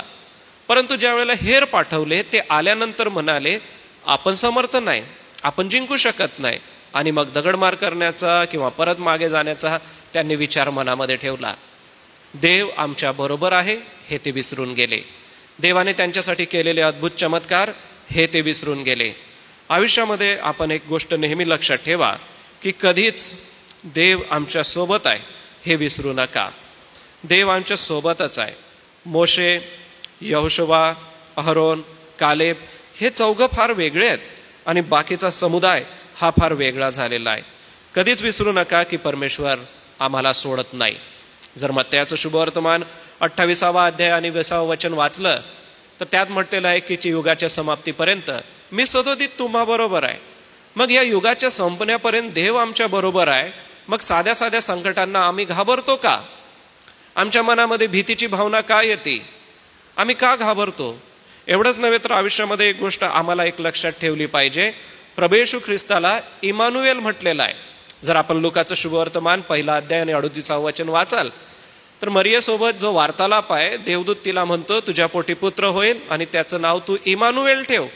इमानुएल याचा अर्थ आम्हा सानिध्य देव किंवा आमच्या सोबत देव. मग तुम्हाला आणि मला बालपणापासून या गोष्टीची कल्पना आहे की देव आमच्या सोबत आहे, देव आम्हाला सोडत नाही. तर मग प्रियांनो, आपल्या मनामध्ये या गोष्टी का येतात? आपल्या मनामध्ये कधीच येऊ देऊ नका की देव आमच्या सोबत नाही किंवा देवाने आम्हाला सोडलेलं आहे. जसं मी 9वं वचन आपल्याला किल्ली वचन दिलं की आमच्या बरोबर परमेश्वर आहे. आयुष्यामध्ये नेहमी प्रत्येक दिवशी ही गोष्ट स्वतःच्या अंतःकरणामध्ये गाठ बांधून घ्या की परमेश्वर आमच्या बरोबर आहे. या घटनेतून मला आपल्याला हेच सांगायचं आहे की परिस्थिती बघा, हे 12 हेर आहेत, त्यापैकी 10 लोकांना चिथवून पुन्हा जायचं सांगतायत. परंतु हे 2च लोक आहेत जे देवामध्ये टिकून राहिले. देवाने त्यांचं पुढे भलं केलं, त्यांचं कल्याण केलं. ते हे विसरले नाही की देव आमच्या बरोबर आहे. बाकीचे लोक विसरून गेले की देव आमच्या बरोबर आहे. एवढंच नव्हे तर बाकीचा समुदाय हे विसरून गेला की देव आमच्या बरोबर आहे. जगाच्या इतिहासामध्ये खूप सारे मिशनरी होऊन गेले आणि या मिशनऱ्यांनी खूप सुंदर सेवा केली. त्यापैकी एका मिशनऱ्याच्या जीवनचरित्राची मी तुम्हाला आज ओळख देतो. जिम एलियट नावाचे एक चांगले मिशनरी होते. त्यांचा जन्म 8 ऑक्टोबर 1927 रोजी झाला, म्हणजे आताच्याच काळात. अमेरिकेमध्ये ते जन्मास आले आणि इक्वाडोर नावाच्या विभागामध्ये जंगली प्रदेशामध्ये त्यांनी जाऊन सेवा केली. त्यांच्यासोबत त्यांचे 4 मित्र सुद्धा गेले. साहजिकच आहे, तेथे गेले, त्यांनी सेवा केली. तेथल्या जमातीने त्यांना विश्वासात घेतलं नाही, प्रभूवरती विश्वास ठेवला नाही. परंतु काही लोक ऐकत होते आणि काही लोकांनी ह्या मिशनऱ्यांना त्या ठिकाणी मारून टाकलं आणि जिम जे एलियट होते त्यांना तिथे संपवलं. परंतु त्यांच्या पश्चात जिम एलियट आणि त्यांचे जे 4 मित्र होते, त्यांच्या पत्नी घरी प्रार्थना करत असत. दररोज आपल्या मिशनरी पतीसाठी त्या प्रार्थना करायच्या. एलिझाबेथ त्यांच्या पत्नीचं नाव. कालांतराने असं कळलं की एलिझाबेथ यांनी अजून सुवार्ता प्रचारासाठी काही लोकांना तयार केलं, काही फंड उभा केला आणि त्यांना सांगितलं की तुम्ही इक्वाडोरच्या त्या भागामध्ये जा आणि तेथे जाऊन सुवार्ता सांगा. त्यांनी तेथे जाऊन सुवार्ता सांगितली आणि कालांतराने तो जो संपूर्ण प्रदेश आहे, म्हणजे अमेरिकेमध्ये सुवार्ता प्रचाराचं जे कार्याची सुरुवात झाली ती या इक्वाडोरच्या प्रदेशामधून झाली आणि जिम एलियट हे त्यांचे संस्थापक किंवा सर्वात प्रथम पहिला मिशनरी त्या ठिकाणी गेला. आता ही एक सत्य घटना आपल्याला मी सांगतो. 1927च्या काळातली ही घटना आहे, म्हणजे जवळची घटना आहे. तर ही घटना आपल्याला बघून हे लक्षात येतं की देव आमच्या सोबत आहे. हे जिम एलियटची पत्नी एलिझाबेथ विसरली नव्हती, जिम एलियट विसरला नव्हता, त्याच्यासोबत असलेले 4 मिशनरी विसरले नव्हते. मग प्रियांनो, तुम्ही आणि मी आयुष्यात असं का विसरून जातो की देव आमच्या सोबत नाही? बरं, फार धोके आहेत. जर आम्ही विसरलो ना की देव आमच्या बरोबर आहे, हा शब्द जर आम्ही विसरलो तर पहिला जो धोका आहे तो वचन 1 आणि 2 मध्ये आहे. बघा, अध्याय 13, 1 आणि 2 अध्याय 13. परमेश्वर मोसेला म्हणाला, मी इस्रायल लोकांना कनान देश देत आहे, तो हेरण्यासाठी माणसे पाठीव. आता मी या ठिकाणी थांबतो. आता बघा दुसऱ्या वचनाची सुरुवात काय आहे. मी इस्रायल लोकांना कनान देश देत आहे. देणार आहे, देईल. त्यांनी माझं आज्ञा पालन केलं तर मी देईन असं लिहिलेलं आहे का तिथं? स्पष्टपणे काय म्हटलेलं आहे, मी त्यांना कनान देश देत आहे. सगळ्यात मोठा धोका देव आमच्या बरोबर नाही म्हणणाऱ्या लोकांसाठी आहे, तो म्हणजे संशय घेणं. या ठिकाणी बघा देवाने स्पष्ट त्यांना सांगितलं मी कनान देश देत आहे. आणि मग देत आहे म्हणून तू काय कर, प्रत्येक वंशामधून एक एक पुरुष निवड आणि प्रत्येक पुरुष हा सरदार असावा त्या त्या घराण्याचा.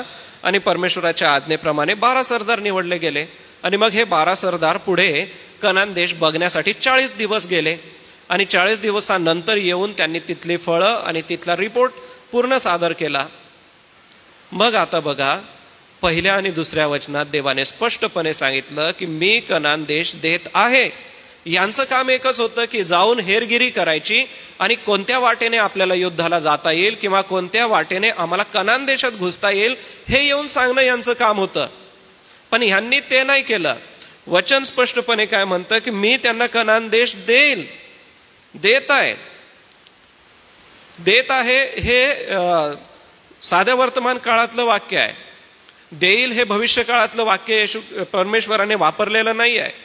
परमेश्वराने सद्य परिस्थितीमध्ये त्यांना स्पष्टपणे सांगितलं मी त्यांना कनान देश देत आहे. तरी पण ते हे विसरून गेले की ज्या परमेश्वराने सांगितलंय की मी तुम्हाला कनान देश देईल तो आमच्या सोबत आहे, ही गोष्ट ते विसरून गेले.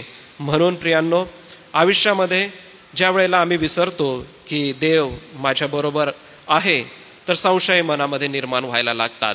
आणि हे जे संशय आहेत हे संशय फार भयंकर असतात. संशय या शब्दाची व्याख्या आहे एखादी गोष्ट खरी आहे की नाही याबद्दल मनात उत्पन्न होणारी शंका किंवा अविश्वास आणि अनिश्चितता. सोपी व्याख्या आहे की जी एखादी गोष्ट आहे ती गोष्ट खरी आहे, सत्य आहे, किंवा ती गोष्ट मनामध्ये शंका निर्माण करणारी आहे, अविश्वास निर्माण करणारी आहे, तर ती शंका आहे, संशय आहे. मग असा हा संशय या लोकांनी मनात बाळगला. प्रियांनो, आज तुमच्या आणि माझ्या मनात सैतान ही गोष्ट फार सोप्या पद्धतीने टाकून देतो. देवाच्या वचनाबद्दल संशय निर्माण करतो, देवाच्या सेवकांबद्दल संशय निर्माण करतो, देवाचे प्रचारक जे आमच्याकडे येतात त्यांच्याबद्दल संशय निर्माण करतो, किंवा तुम्ही जे वाचत आहात ते समजून घेण्याबद्दल पण संशय निर्माण करतो. मग करायचं काय? तर काय करायचं ह्याचा उपाय आपल्याला याच वचनामध्ये दिलेला आहे. परंतु सर्वप्रथम आपण एक लक्षात घ्या की मी जर विसरलो की देव माझ्या बरोबर आहे तर आपोआप माझ्या मनामध्ये संशय निर्माण व्हायला लागतो. आज नास्तिक लोकांची संख्या जगभरामध्ये खूप आहे. लोक नास्तिक किंवा नास्तिकवादाकडे का वळतात? एकच कारण आहे की त्यांच्या मनामध्ये संशय येत असतो देवाबद्दल, देवाच्या उत्पत्तीबद्दल आणि देवाच्या काम करण्याबद्दल, देवाच्या ज्या गौरवी सेवा कार्य आहे त्याच्याबद्दल त्यांच्या मनात संशय निर्माण झालेला असतो. आणि एकदा काय मनात संशय आला देवाच्या बाबतीत किंवा पवित्र शास्त्राच्या बाबतीत तर प्रियांनो तो संशय काढण्यासाठी देवाच्या वचनाचं आपण बारीक लक्षण केलं पाहिजे. याकोबाच्या पत्रामध्ये फार सुंदर वचन सांगितलेलं आहे. याकोब 1:6 कृपा करून काढा. त्यामध्ये संशय घेणारा कसा आहे त्याच्याबद्दल सांगितलेलं आहे. आणि हे ज्या वेळेला आपण वाचलं त्यावेळेला फार मनाला टोचणारे शब्द आहे हे. पहिल्या अध्यायाचं 6वं वचन बघा. पण त्याने काही संशय न धरता विश्वासाने मागावे, कारण संशय धरणारा वाऱ्याने लोटलेल्या उचंबळलेल्या समुद्राच्या लाटेसारखा आहे. संशय धरणारा व्यक्ती कसा आहे देवाच्या दृष्टीने? समुद्रामध्ये जशा लाटा उचंबळतात, समुद्रातल्या लाटा जर आता तुम्ही न्यूज बघत असाल तर मुंबईच्या त्या प्रदेशामध्ये किती समुद्राच्या लाटा उंच उंच जात आहेत. तर ज्या वेळेला मनुष्य संशय धरायला लागतो देवाबद्दल त्यावेळेला त्याच्या मनात जणू काय तशा लाटा निर्माण होतात. लाटा कधी थांबतात का? नाही थांबत. लाटा त्यांच्या वाटेमध्ये येणाऱ्या कोणत्या एखाद्या गोष्टीला अडखळतात का? नाही अडखळत.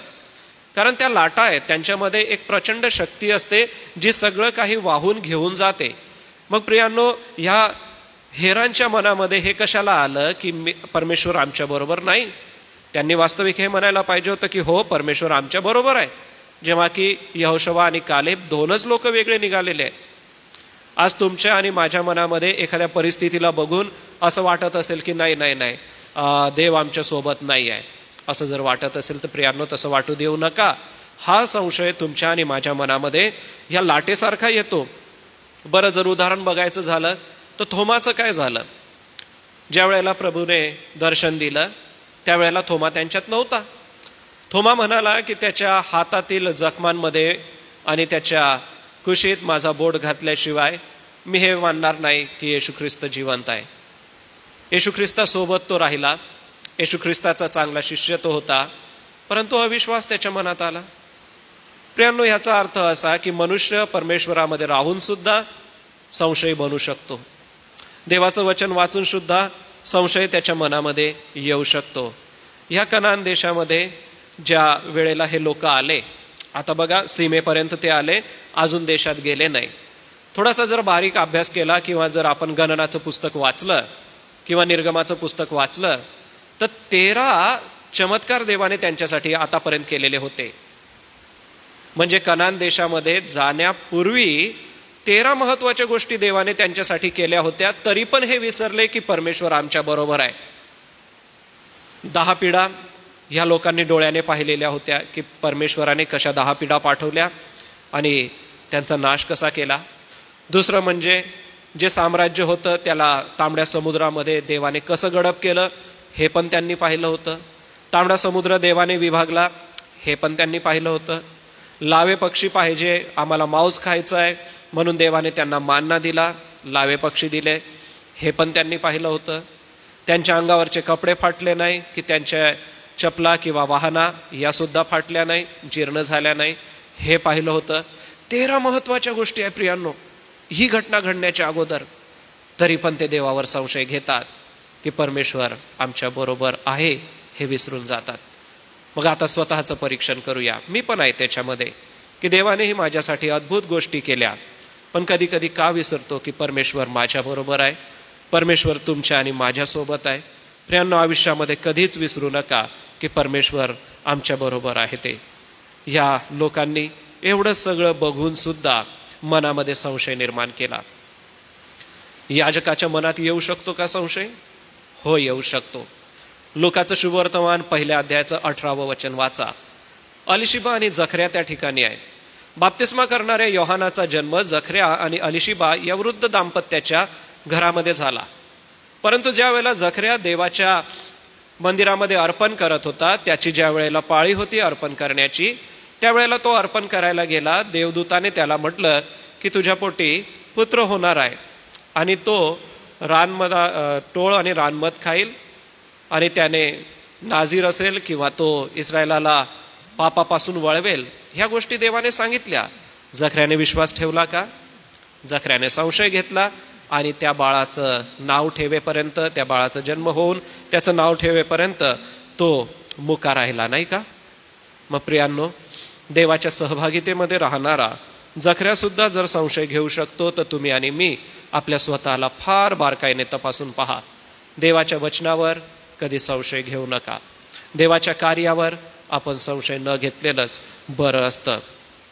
शाऊल राजा जो होता त्याने पण परमेश्वराबद्दल शंका निर्माण केली. जर आपण 13वा अध्याय वाचाल 1 शमूएलाचा, तर त्या ठिकाणी असं झालेलं आहे की शत्रू राष्ट्र आलेलं आहे आणि हे शत्रू राष्ट्र आता आम्हाला जिंकून घेईल अशी भीती त्याला वाटली. आणि मग त्याने काय केलं?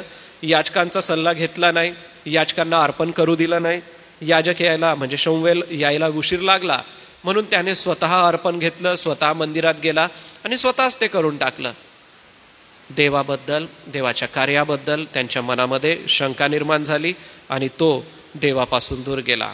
मग असा जो संशय आहे हा दूर करण्यासाठी काही उपाय आहेत. पहिला उपाय जो आताच आपण वाचला याकोब 1:6 मध्ये आहे. कृपा करून बघा. जर आपल्या मनात संशय असेल तर काय करा? विश्वासाने मागा. 5वं वचन बघा. जर तुमच्यापैकी कोणी ज्ञानाने उन्हा असेल तर त्याने ते देवाजवळ मागावे, म्हणजे ते त्याला मिळेल. कारण तो कोणास दोष न लावता सर्वांना उदारपणे देणग्या देतो. शंका मनामध्ये येते तर सर्वात पहिले विश्वासाने मागा. दुसरी गोष्ट फिलिप्पियरास पत्राच्या 4थ्या अध्यायात आहे. फिलिप्पियरास पत्र 4था अध्याय बघा आणि वचन 6 व 7. कशाविषयी चिंताक्रांत होऊ नका, तर सर्व गोष्टींविषयी प्रार्थना व विनंती करून आभार प्रदर्शनासह आपली मागणी देवाला कळवा. पहिला आहे विश्वास ठेवा, दुसरा आहे प्रार्थना करा, आणि तिसरी गोष्ट मत्तई 21:21 मध्ये आहे. मत्तयाचं शुभवर्तमान 21वा अध्याय आणि वचन 21. येशूने त्यांना उत्तर दिले, मी तुम्हाला खचित सांगतो, तुमच्या ठाई विश्वास असला व तुम्ही संशय धरला नाही तर अंजिराच्या झाडाला केल्याप्रमाणे तुम्ही कराल. इतकेच नाही तर ह्या डोंगरालाही तू उपटून समुद्रात टाकला जा असे म्हणाल तर तसे होईल. विश्वास धरा, प्रार्थना करा, या 2 महत्वाच्या गोष्टी आहेत. जर आपल्या मनातला संशय दूर करायचा आहे, जास्त काही करायचं नाही प्रियांनो, देवावर विश्वास ठेवा आणि लगेच प्रार्थनेला बसा. अवतीभवती घटना घडतात, आम्हाला असं वाटतं की परमेश्वर आमच्या बरोबर नाही. एक लक्षात ठेवा, परमेश्वर कधीच आम्हाला सोडत नाही, कधीच आम्हाला त्यागत नाही. नेहमी विश्वास ठेवा की देव आमच्या सोबत आहे. नेहमी विश्वास ठेवा, मला प्रार्थना करायची आहे. ज्या वेळेला आपण विसरतो ना की देव आमच्या सोबत नाही, त्यावेळेला दुसरी घटना आमच्या प्रत्येकाच्या जीवनात घडते. आणि ही जी दुसरी घटना आहे ती 13व्या अध्यायानुसार 31 आणि 33 या वचनामध्ये घडते. 13वा अध्याय 31वा वचन बघा. आपला मूळ शास्त्रभाग गणना 13 आहे. पण जे पुरुष त्यांच्या बरोबर गेले होते ते म्हणाले, त्या लोकांवर स्वारी करण्यास आपण मुळीच समर्थ नाही, कारण ते आपल्याहून बलाढ्य आहेत. नकारात्मक बघा, किती नकारात्मक विचार आहे त्यांचे. ज्या लोकांनी 13 वेळा चमत्कार पाहिले, ज्या लोकांनी हेरगिरी करून पुन्हा येऊन देवाच्या महान सामर्थ्याचा अनुभव घेतला, ते काय म्हणतायत? नकारात्मक गोष्ट काय आहे त्यांची? की ते बलाढ्य आहेत. 32वा वचन, तो देश हेरून आले आणि त्यांनी काय सांगितलं? अनिष्ट बातमी दिली. जो देश हेरण्यासाठी आम्ही गेलो होतो तिथले रहिवासी तो देश जो आहे तो ग्रासून टाकणार आहे. आम्ही तेथे मोठे धिप्पाड लोक पाहिलेले आहेत. आणि तेथले लोक कसे आहे? वचन 33, नेफिलीम म्हणजे नेफिलीम घराण्याचे आहे, अनाकाच्या वंशाचे आहे. आता नेफिलीम आणि अनाक काय आहे ते पण मी तुम्हाला सांगतो. आणि त्या ठिकाणी आम्ही कसे आहोत? टोळासारखे दिसलो. ज्या दिवशी तुम्ही हे विसरता की देव आमच्या बरोबर नाही, त्या दिवशी नकारात्मक विचार तुमच्या मनात येतात. नकारात्मक गोष्टी तुम्ही आणि मी करायला लागतो. नकारात्मक म्हणजे अशा गोष्टी की ज्या हानी किंवा वाईटपणा दाखवतात. नकारात्मक या शब्दाचा अर्थ आहे हानी आणि वाईटपणा दाखवणं. आता नेफिलीमचे वंश आहेत, तर इब्री भाषेमध्ये नेफिलीम याचा अर्थ होता खाली पडलेला. खाली कोण पडले होते? देवदूत. ज्या लुसिफराने बंड केलं, त्या लुसिफराच्या बंडामध्ये जे देवदूत होते त्या देवदूतांना खाली टाकण्यात आलं. आणि ते देवदूत खाली आल्यानंतर मानव कन्यांपाशी गेले आणि त्यांना जी पुत्र संतती झाली त्या पुत्रांना नेफिलीम म्हटलेलं आहे. महाकाय किंवा अतिउच्च असे ते होते. आणि जर आपल्याला रेफरन्स पाहिजे तर उत्पत्तीचा 6वा अध्याय 1 ते 4 वचन आपण नंतर वाचू शकता. तर हे जे मानव कन्यांपाशी येऊन लग्न त्यांना जी संतती झालेली आहे, हे वंशच त्या ठिकाणी राहत होते कनान देशामध्ये. आणि म्हणूनच ते महाकाय होते. आणि कनान या भागामध्ये 5 महत्वाचे शहर होते, ज्या शहरांमध्ये हे राहायचे. ते 5 शहर म्हणजे गत, अश्कलोन, अक्सा, गल्यात आणि गत. अश्कलोन, गाजा, अशदोद, एक्रोन हे 5 ते शहर होते. गाजा, अश्कलोन, अशदोद, एक्रोद आणि गत. आणि गल्यात जो होता तो पण याच गावचा होता. म्हणून दाविदाने गल्याथाला मारलं. गल्यात इतका धिप्पाड होता, इतका उंच होता. का होता? कारण हे 5 जे महत्वाचे गावं होते, ज्या गावांमध्ये हे जे पडलेले देवदूत किंवा ज्याला नेफिलीम खाली पडलेले होते ते तिथे राहत होते आणि त्यांच्या वंशातून हे झाले. आणि मग हा भाग नंतर पलिष्टी म्हणून ओळखला गेला. आणि ह्या पलिष्टी लोकांसंगती दाविदाचं आयुष्यभर युद्ध झालं. आणि ह्या पलिष्टी लोकांना पुढे मग ज्या वेळेला मिस्रामध्ये इस्रायली लोकांना पकडून नेण्यात आलं, मिस्रामधून बाहेर निघाले आणि पुढे त्यांना वेगवेगळ्या आक्रमणं इस्रायली लोकांवरती झाले, तोपर्यंत हे लोक होते. कनान हा जो भाग होता हा अशा लोकांचा भाग होता जे देवांपासून पळून आलेले, देवाच्या विरोधात होते, देवापासून खाली पाडण्यात आलेले होते. असे लोक ज्या ठिकाणी राहत होते त्यांनाच जिंकण्यासाठी देवाने पाठवलं, त्यांचाच प्रदेश जिंकण्यासाठी देवाने पाठवलं. प्रियांनो, ज्या दिवशी तुम्ही हे विसरता की देव आमच्याबरोबर नाही, त्या दिवशी इतके नकारात्मक विचार तुमच्या मनात येतील जसं या लोकांच्या मनात आले. काय नकारात्मक विचार आले? आम्ही तर टोळासारखे आहोत, ते तर फार धिप्पाड आहे, आम्ही तर जिंकणारच नाही. मग तांबडा समुद्र पार करताना त्यांना ही गोष्ट का नाही लक्षात आली की ज्या देवाने आमच्यासाठी इतका मोठा समुद्र कोरडा करून टाकला, आम्हाला पायी चालवलं, तो आमच्यासोबत आहे. ज्या दिवशी त्यांना पाणी नव्हतं, कडू पाणी होतं, देवाने तिथे गोड पाणी केलं, देवाने त्यांच्यासाठी खडकातून पाणी काढलं, तरी पण ते विसरले. प्रियजन हो, एक गोष्ट आपल्या मनात ज्या वेळेला नकारात्मक विचार येता, लक्षात ठेवा की देव आमच्या बरोबर नाही, म्हणून असे नकारात्मक विचार कधीच करू नका. जर आपण इस्रायली लोकांचं वचनामध्ये जर बघाल तर याच 16व्या अध्यायात बघा, गणनाचा 16वा अध्याय बघा. कोरह, दातान आणि अबिराम हे 3 लोक ह्याच गटातले, आणि यांनी बंड केलं, म्हणजे एक नकारात्मक गोष्ट त्यांनी केली आणि भूमीने त्यांना जिवंत असं गिळून टाकलं, जिवंत असं त्यांना संपवून टाकलं. 16वा अध्याय फारच देवाच्या कोपाचा असा आहे. एवढंच नव्हे तर शौल राजा ह्याने पण नकारात्मक गोष्ट केली, याचकाची वाट बघितली नाही, स्वतः अर्पण करून टाकलं. एक वचन तुम्हा सगळ्यांसाठी मी वाचतो. मत्तयाचा 25वा अध्याय बघा आणि या 25व्या अध्यायामध्ये वचन 24 बघा. मत्तय 25 वचन 24. नंतर ज्याला 1000 मिळाले होते तोही येऊन म्हणाला, महाराज, मी जाणून आहे की तुम्ही कठोर माणूस आहात. जेथे तुम्ही पेरले नाही तेथे कापणी करता आणि जेथे पसरून ठेवले नाही तेथे गोळा करता. म्हणून मी भ्यालो व तुमचे 1000 रुपये मी जाऊन जमिनीत लपून ठेवले होते. पहा, हे तुमचे तुम्हाला मिळाले. आता तिथं मोहरा वाटलेल्या आहेत आणि त्या मोहरांवरती 2 जणांनी व्यापार केला आणि एकाने काय केलं, ती मोहर लपवून ठेवली. ज्याला जसं मिळालं होतं त्यांनी त्याच्या डबल मिळवलं. 2000 मिळवले, एकाने 10,000 मिळवले, परंतु याने काहीच मिळवलं नाही. का नाही मिळवलं? नकारात्मक गोष्ट त्याच्या मनात होती की अरे, देवाने मला किंवा मालकाने मला मोहरा दिल्या आहे, परंतु मालक तर कठोर आहे आणि तो परत भरून मागेल, म्हणून मी असं करतो की ती लपवून ठेवतो. आता बघा, त्याच्या मालकाचं त्याला उत्तर काय आहे, तर माझे पैसे सावकाराकडे ठेवायचे होते, म्हणजे मी आल्यावर मला व्याजासकट परत मिळाले असते. याचा अर्थ नकारात्मक विचार असा आहे की जो तुम्हाला काम करू देत नाही. या ठिकाणी 3 जणांना मोहरा दिल्या, दोघांनी व्यापार केला, एकाने जमिनीत ठेवली. जर त्यांनी ती व्याजाने जरी दिली असती तरी ते व्याजासकट त्याच्या मालकाला फायदा करून दिला असता. मग प्रियांनो, आज तुमचा आणि माझ्या मनात असे नकारात्मक विचार तर येत नाही ना, की जे देवाच्या कार्याला अडवून ठेवतायत, देवाच्या कार्यापासून आम्हाला दूर घेऊन जात आहे. जसं मी गणनाचा 16वा अध्याय सांगितला होता त्याचं 18वं वचन, तेव्हा त्यांनी आपापले धुपाटणे आणून त्यात विस्तव ठेवला व त्यावर धूप घातला आणि मोशे व हरोन ह्यांच्याबरोबर ते दर्शन मंडपाच्या दारापाशी गेले. आणि ते दारापाशी गेले, सर्व मंडळी जमलेली आहे आणि पुढे जी घटना घडली ती फारच भयंकर अशी आहे.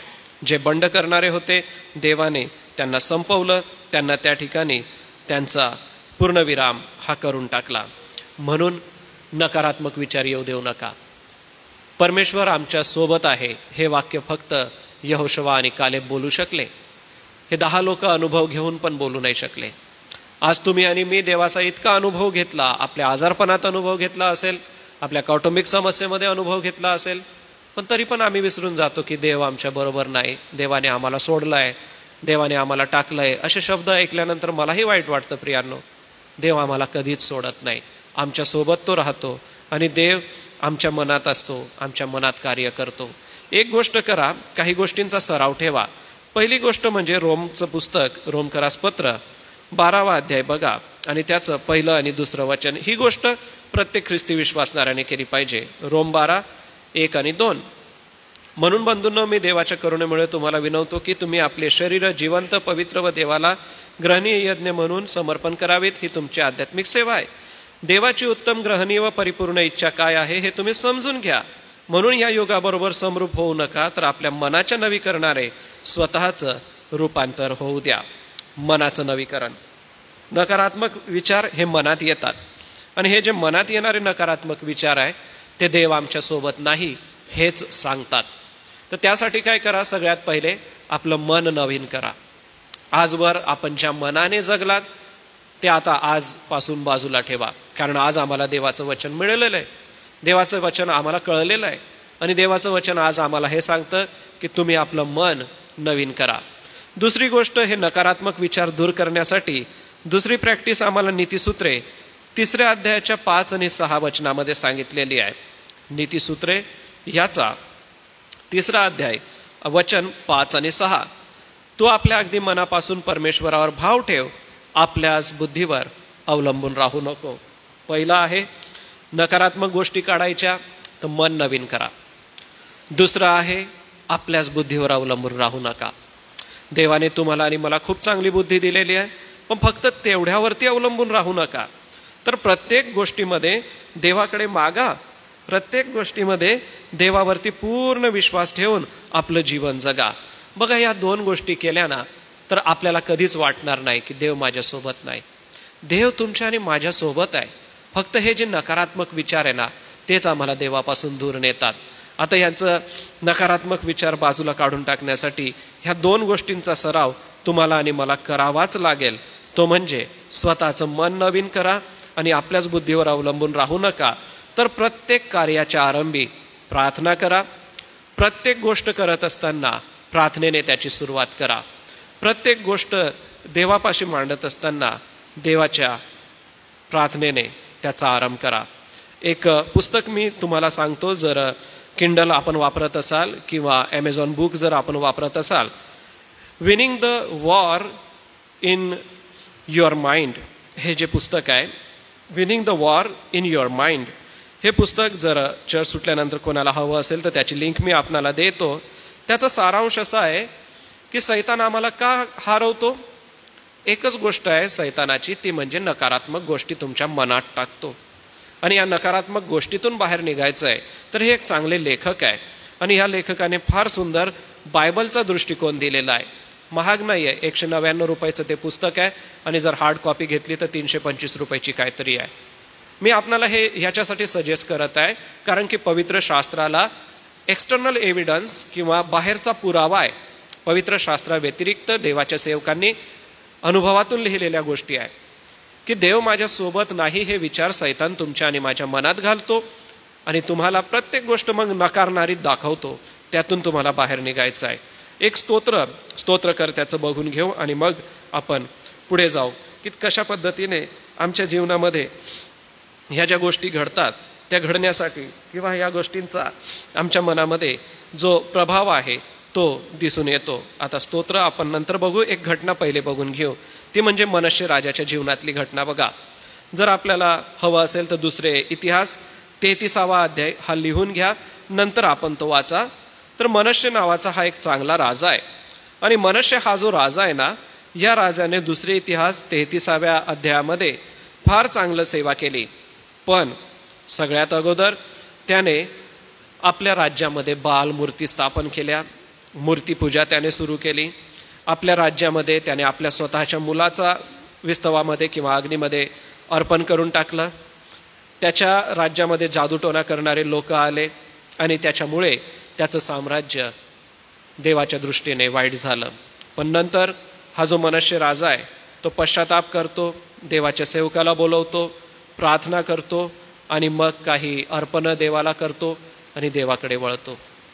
नकारात्मक गोष्टी तुम्हाला मूर्तीपूजेकडे घेऊन जातील, नकारात्मक गोष्टी तुम्हाला जादूटोण्याकडे घेऊन जातील, नकारात्मक गोष्टी तुम्हाला वेळप्रसंगी वाईट समस्येकडे घेऊन जातील.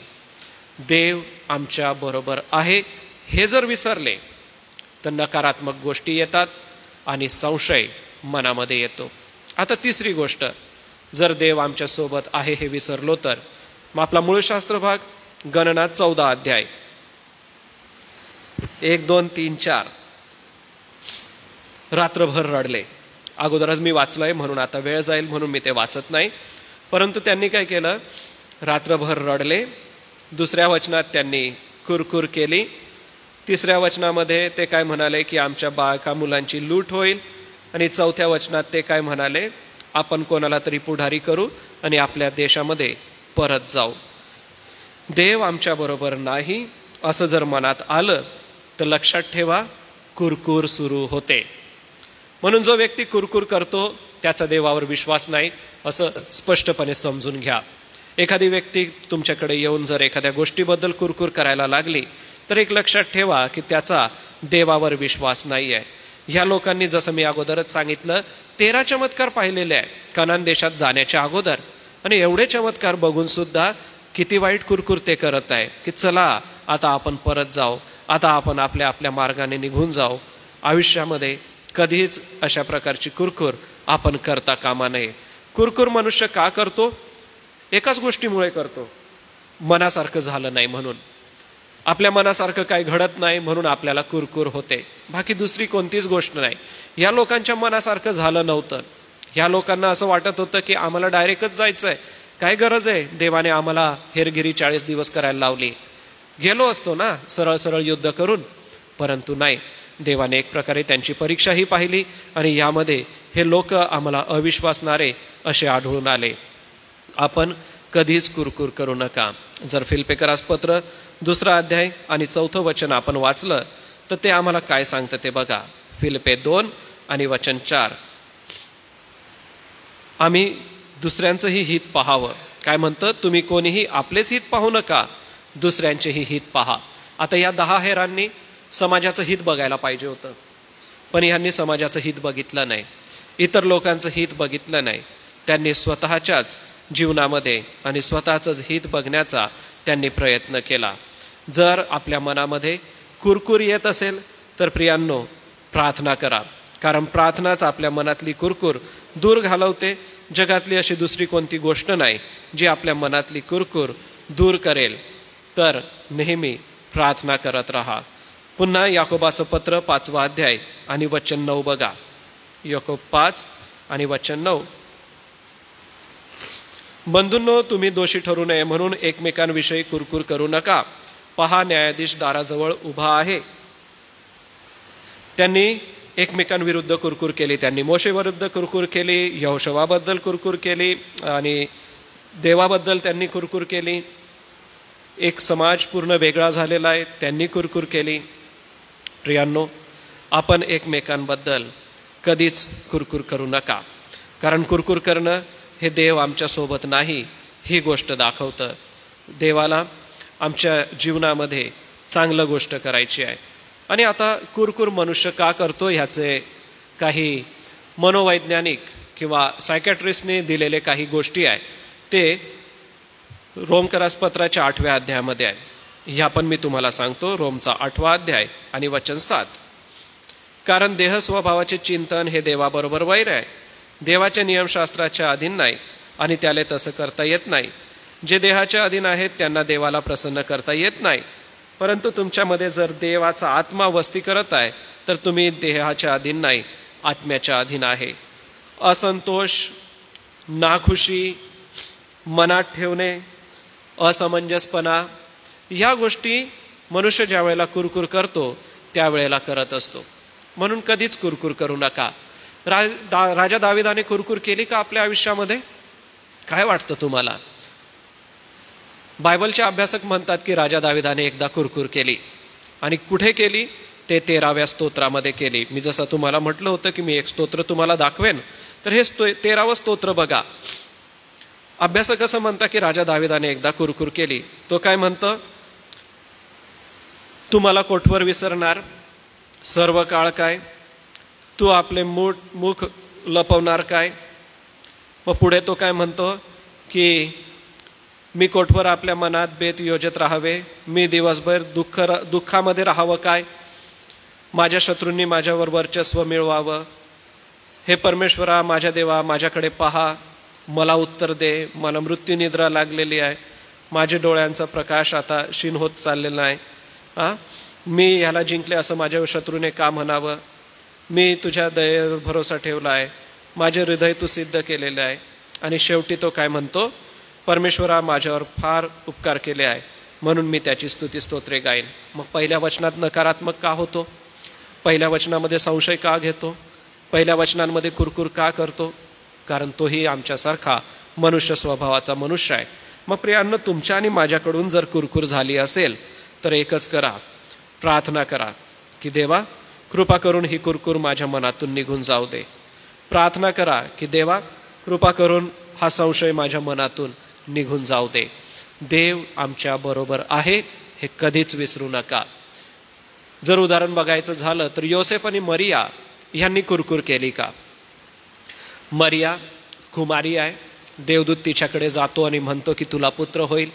एखाद्या कुमारिकेकडे जाऊन देवदूताने असं सांगितलं, त्यानंतर त्या कुमारीची मनस्थिती काय झाली असेल, तिची परिस्थिती काय झाली असेल मला तर पुरुष ठाऊक नाही. आणि देवा तू असं कसं काय म्हणतो? पण तिने कुरकुर केली का?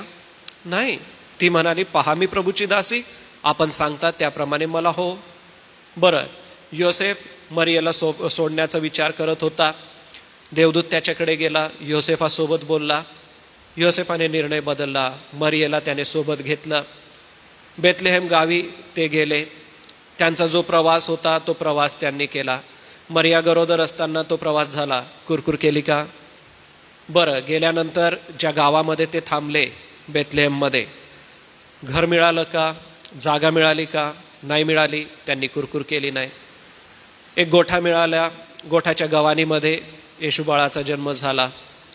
कुरकुर केली का? त्या ठिकाणी बाळंतपण करायला कोणी दाई आली असं लिहिलेलं आहे का? नाही, दाई सुद्धा नव्हती. म्हणजे ते बाळंतपण दोघांनीच केलं असावं. कसल्याही प्रकारची कुरकुर आम्हाला दिसून येत नाही. बरं, त्या बाळाचा जन्म झाल्यानंतर त्यांना मिस्र देशामध्ये पळून जावं लागलं आणि तिथून ते नासरेथामध्ये 3 महिने राहिले आणि नासरेथामध्ये त्यांनी वास्तव्य केलं. म्हणून येशूला नासोरी असं म्हणतात. नासोरी येशू ख्रिस्त. प्रियांनो, त्या उभयतांच्या जीवनात कधीच कुठं कुरकुर दिसली नाही, कारण त्यांना काय माहिती होतं? देव आमच्या बरोबर आहे हे त्यांना माहीत होतं. मग प्रियांनो, आज तुमचं आणि माझं काय? तुम्ही आणि मी आता आपल्याला स्वतःला या उदाहरणामध्ये ठेवून बघा. या उदाहरणामध्ये आपण स्वतःला ठेवून ह्याचा विचार करा की जे 12 हेर देश हेरायला गेले होते, त्या 12 हेरांमध्ये मी असतो किंवा मी असते तर मी कोणाच्या बाजूने असते? देव माझ्याबरोबर आहे हे सांगणारे असते की देव आमच्याबरोबर नाही, ते बलाढ्य राष्ट्र आहे, ते मोठे लोक आहे, ते सामर्थ्यवान आहेत, ते धिप्पाड आहेत, आम्ही त्यांना जिंकू शकणार नाही, असे आहे का? नाही. तुम्ही देवाच्या पक्षाचे राहा. देवाला कधीच सोडू नका, कारण देव तुम्हाला कधीच सोडत नाही. देवाने आम्हाला कधीच सोडलेलं नाही, तो नेहमी आमच्यासोबत आहे. पुन्हा आपणाला मी या वचनाची आठवण देतो, 14व्या अध्यायाचं वचन 9, पण आमच्याबरोबर परमेश्वर आहे. मग पुढे काय झालं? परमेश्वराने ह्या ज्या लोकांनी बंड केलं होतं, देवाच्या विरुद्ध वागले होते, त्यांचा परमेश्वराने समाचार घेतला. आणि असा कठीण समाचार परमेश्वराने त्यांचा घेतला. ते 14 अध्याय बघा आणि या 14व्या अध्यायामध्ये 31 पासून 35 वचन बघा. ज्या तुमच्या मुलाबाळांविषयी तुम्ही म्हणालात की यांची लूट होईल, त्यांना मी त्या देशात नेईन आणि जो देश तुम्ही तुच्छ मानला तो देश ते भोगतील. पण तुमची वस्ती, तुमची स्वतःची प्रेते या रानात पडतील. तुमची प्रेते या रानात नष्ट होईपर्यंत 40 वर्ष तुमची मुले बाळे तुम्ही केलेल्या विश्वासघाताची शिक्षा भोगीत रानात भटकणाऱ्या मेंढरांसारखी होतील. देश हेरायला जे 40 दिवस लागले त्यातील प्रत्येक दिवसामागे 1 वर्ष, या हिशोबाने 40 वर्ष तुम्ही आपल्या दुष्कर्माचा भार वाहाल आणि माझा विरोध तुम्हाला भावेल. मी परमेश्वर हे बोललो आहे. ही जी सर्व दुष्ट मंडळी माझ्या विरुद्ध जमली आहे तिचे मी असेच खरोखर करीन. याचा या रानात विध्वंस होईल, ते तेथे मरून जातील. आता जे 20 वर्षाचे आणि 20 वर्षापेक्षा मोठे जे होते, जसं 14वा अध्याय वचन 29, तुमची प्रेते या रानात पडतील आणि तुमच्यापैकी ज्यांची गणना झाली त्यांच्या पूर्ण संख्येतील 20 वर्ष व त्याहून अधिक वयाच्या ज्या लोकांनी माझ्या विरुद्ध कुरकुर केली आहे त्यापैकी कोणीही ज्या देशात तुम्हाला घेऊन जाण्याची मी शपथ वाहिली आहे त्यात जाणारच नाही. सप्रत्यय आहे. म्हणजे देव किती गंभीर आहे. पण यफुन्नेचा मुलगा कालेब व नूनाचा मुलगा यहोशवा हे मात्र जातील. कसं वाटतं? संगती गेले होते, 40 दिवस संगती राहिले, पूर्ण देश हेरून आले. एकच गोष्ट चुकली त्यांची, ते हे विसरले की देव आमच्या बरोबर आहे. आणि ह्या दोघांची एकच गोष्ट चांगली झाली, ते म्हणजे ते हे विसरले नाही की देव आमच्या बरोबर आहे. प्रियांनो, संशय सोबतच नकारात्मकता आणि कुरकुर करणे, 3 शब्द लक्षात ठेवा. संशय, नकारात्मकपणा आणि कुरकुर, या 3 गोष्टीच अशा आहेत ज्या आम्हाला देवापासून दूर नेतात. देव आमच्या बरोबर नाही असं सांगायला भाग पाडतात. म्हणून कधीच कुरकुर करू नका. कोणत्याच बाबतीत कुरकुर करू नका. कधीच नकारात्मक बनू नका की हे येणार नाही, जमणार नाही, करता येणार नाही. परमेश्वर तुमच्या सोबत आहे, तुम्हाला सगळं करता येईल. आणि संशय तर कधीच धरू नका. आपल्या परमेश्वरावर कधीच संशय धरू नका. देव तुम्हाला ह्या पवित्र वचनांच्या द्वारे सहाय्य करो. आणि जो आशीर्वाद मिळाला तो 36व्या वचनात आहे बघा, 36, 37, 38. देवाने 40 दिवसांचं 40 वर्ष का लावले? त्याचं एकच उत्तर आहे की ते लोक विसरले होते की परमेश्वर त्यांच्या बरोबर नाही. बरं, 20 वर्षाची जी पुढची पिढी होती ती संपली. आता 20 वर्षाच्या खालची पिढी फक्त कनान देशात गेली, 20 वर्षाच्या पुढचे गेले नाही. पुढे काय झालं? 36व्या वचनामध्ये मोशे देश हेरावास पाठवलेल्या ज्या पुरुषांनी परत येऊन अनिष्ट बातमी सांगितली, ती परमेश्वराविरुद्ध कुरकुर करायला चिथवले. अनिष्ट बातमी देणारे मरीने मृत्यू पावले. वचन 37 बघा. ज्यांनी कुरकुर केली, ज्यांनी संशय धरला, ज्यांनी नकारात्मक गोष्टी सांगितल्या, ते मरीने मरण पावले. पण काय झालं? देश हेरायला गेलेल्या पुरुषांपैकी नूनाचा मुलगा यहोशवा आणि यफुन्नेचा मुलगा कालेब हे जिवंत राहिले. देव विसरत नाही प्रियांनो, आणि देव तोंड बघून वागत पण नाही.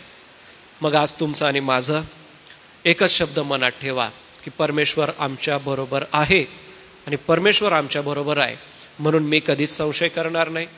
परमेश्वर माझ्या बरोबर आहे म्हणून मी कधीच नकारात्मक विचार करणार नाही. परमेश्वर माझ्या बरोबर आहे म्हणून मी कधीच कुरकुर करणार नाही. हे उदाहरण फार लक्षामध्ये ठेवा प्रियांनो. आपल्या मनामध्ये या उदाहरणाला अतिशय बारीक असं ठसवून घ्या. या, डोळे झाका.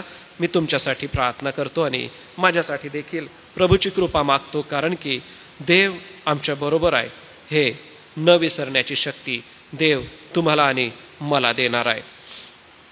आपल्या सगळ्यांच्या वतीने सन्माननीय रेव्हरंड LP वळवी पाळक साहेब, आपणाला विनंती आहे, पुढे या आणि आपण प्रार्थना करा.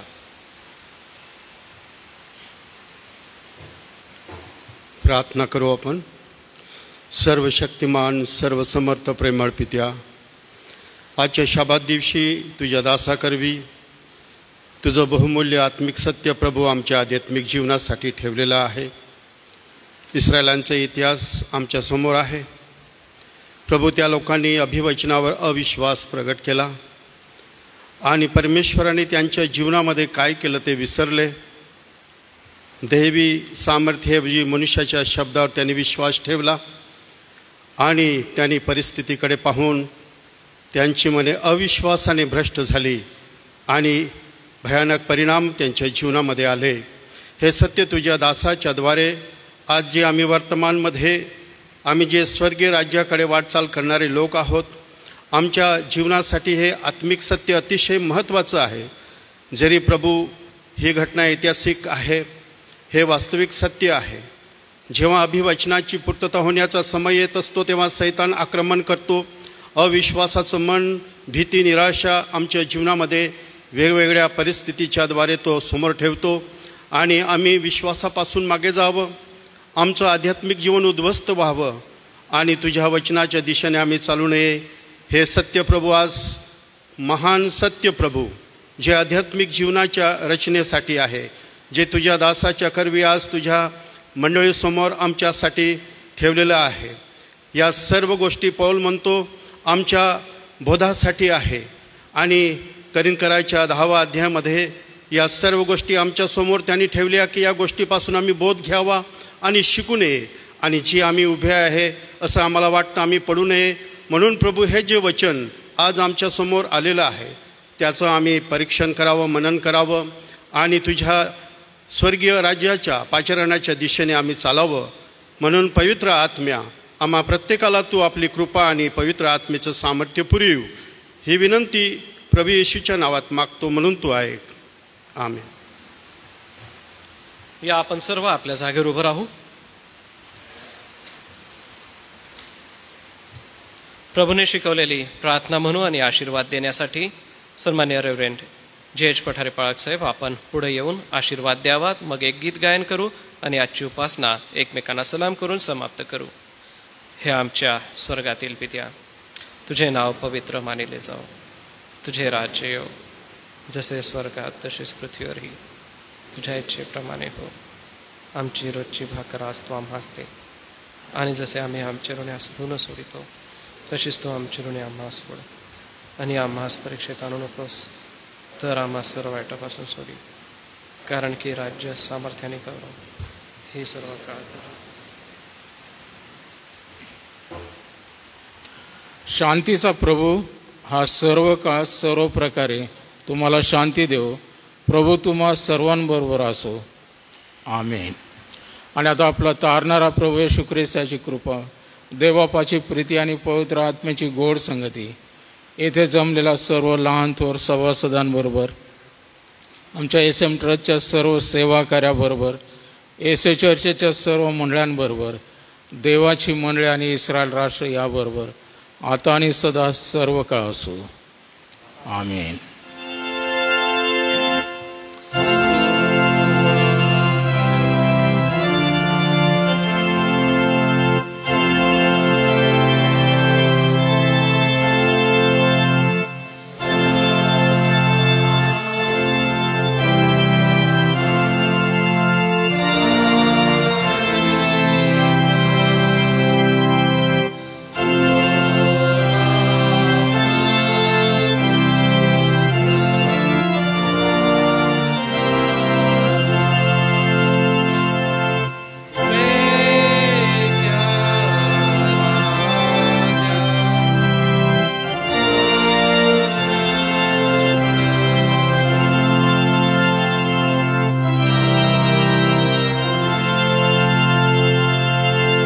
सर्वांना सलाम.